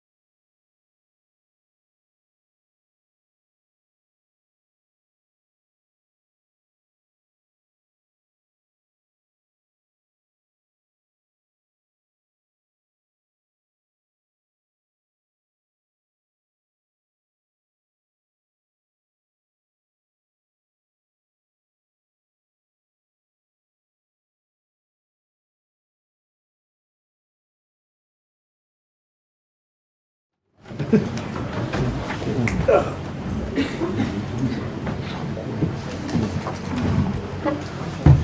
you, Worship. We appreciate the court's indulgence. Worship, we have put our heads together and looking at the court room. We were of the view that if you can accommodate us in the afternoon tomorrow to finish up the applicant's number 6 case, and plus, Worship, because I did indicate when I understand that we have prepared some affidavit, but we did not anticipate some things that now were said in their cases. Then they will come to address that and then be examined if they want. Now they want to ship that may the people of care evidence be dealt with on Tuesday. So we are asking for 2 days, afternoon tomorrow and Tuesday. When you say the afternoon tomorrow, you mean 1400 hours? Yes, sir. That's what they were also talking about. Argument to Yes, sir. You can confirm. Yes, sir. Council van Winkart? Your Worship, I confirm what my learned colleague has indicated to your Worship. I just indicate that I am most probably not going to be available tomorrow afternoon, but Mr. Nell will be available. If I am not available, that I then be excused. I will be here on Tuesday, but Mr. Nell will then attend to the proceedings from 2 o'clock until 4 o'clock tomorrow afternoon, as the court. Mr. van Heerden? You should I'll make sure that there's proper representation for applicant number 2. I will do my utmost to be here myself. As it is the court, Your Worship, I do confirm the arrangement that has been made with my learned colleagues for the state. Advocate Wilkins? I confirm, Your Worship. Mr. van Os? So do I. Thank you, Your Worship. Right. Your Worship, sorry, there's just one issue, and that is all the accused is in custody at this stage. I believe that they've been kept at the Brakpan police station. We will then ask that they be kept there until tomorrow again, because I believe that there might be a problem if they're going to be taken to Boksburg prison at this late hour. And there is also some issues that we also still need to consult with the accused, most probably before we proceed with the bail application then tomorrow. I believe that they have been kept there. Mr. Nellis indicated that from our side, with the assistance of the investigating team, we will then try to make arrangements with the station commander for them to be kept there until tomorrow. Yes, but before I make such an order, I'll have to get an authorization from the station commander at the I can't just make an order that they be kept there without a written authorization. Bishop, I believe that there was such an order that was made, or such a document that was available and that was given prior to today. Yes, it wasn't, it didn't say for the duration of the term. It was referring to that specific yes. day. Bishop, maybe my learned colleague and the investigating team can assist the court further pertaining to that. Counsel for the state? Thank you, Worship. Your Worship, I've been informed that the prison authorities, that there was no arrangement for them to be kept further. So, Your Worship, I asked that they be kept in prison, not in the police cell. If I understand you, the police station, they can't keep them further. No, Your Worship. They can't keep them beyond today. There should be special arrangement, and they will not need it. Any further submissions from the role players? Your Worship, if I may just make or add to my learned colleague. Your Worship, the problem that we're also sitting with is that if not a vast amount, but all of the accused persons before court are associated to the EMPD as that of police officials. I don't believe, Your Worship, that it would be in their best interest for them to now be taken to correctional services, given that they may have been involved in one or more of the matters where they may now be finding themselves sharing a cell with somebody whom they have subsequently arrested prior to their incarceration. Your Worship, as much as I do understand the submissions by my learned colleague, it is to be noted in duly so that the cells are not, for lack of a better way of putting it, they are not full at every given time. In our matter specifically, Your Worship, we are only dealing with 2 females and 4 males. So to specify that there's a problem, if maybe there can be a bit of further clarity as to what the problem is exactly. Are we alleging, for example, that our cells are full, Your Worship, and that is what the issue is? But my concern rests in the safety of the accused before court, Your Worship. As opposed to these concerns, aren't you raising these concerns for the wrong forum? Your Worship, the court did invite the defense to make further submissions, so I simply wanted to place them on record, Your Worship. Thank you.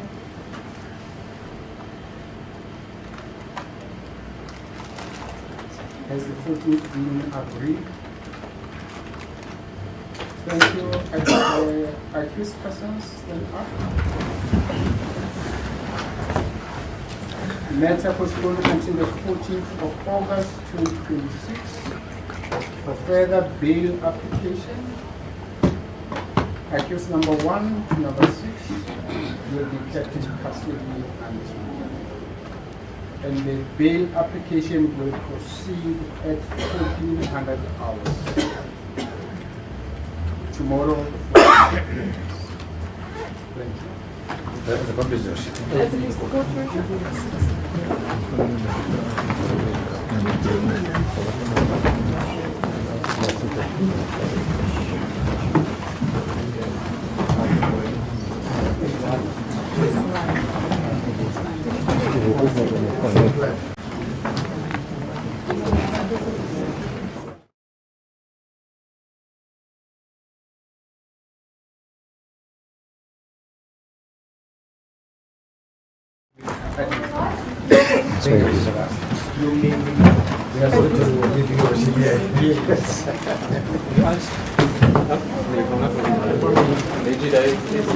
Yes.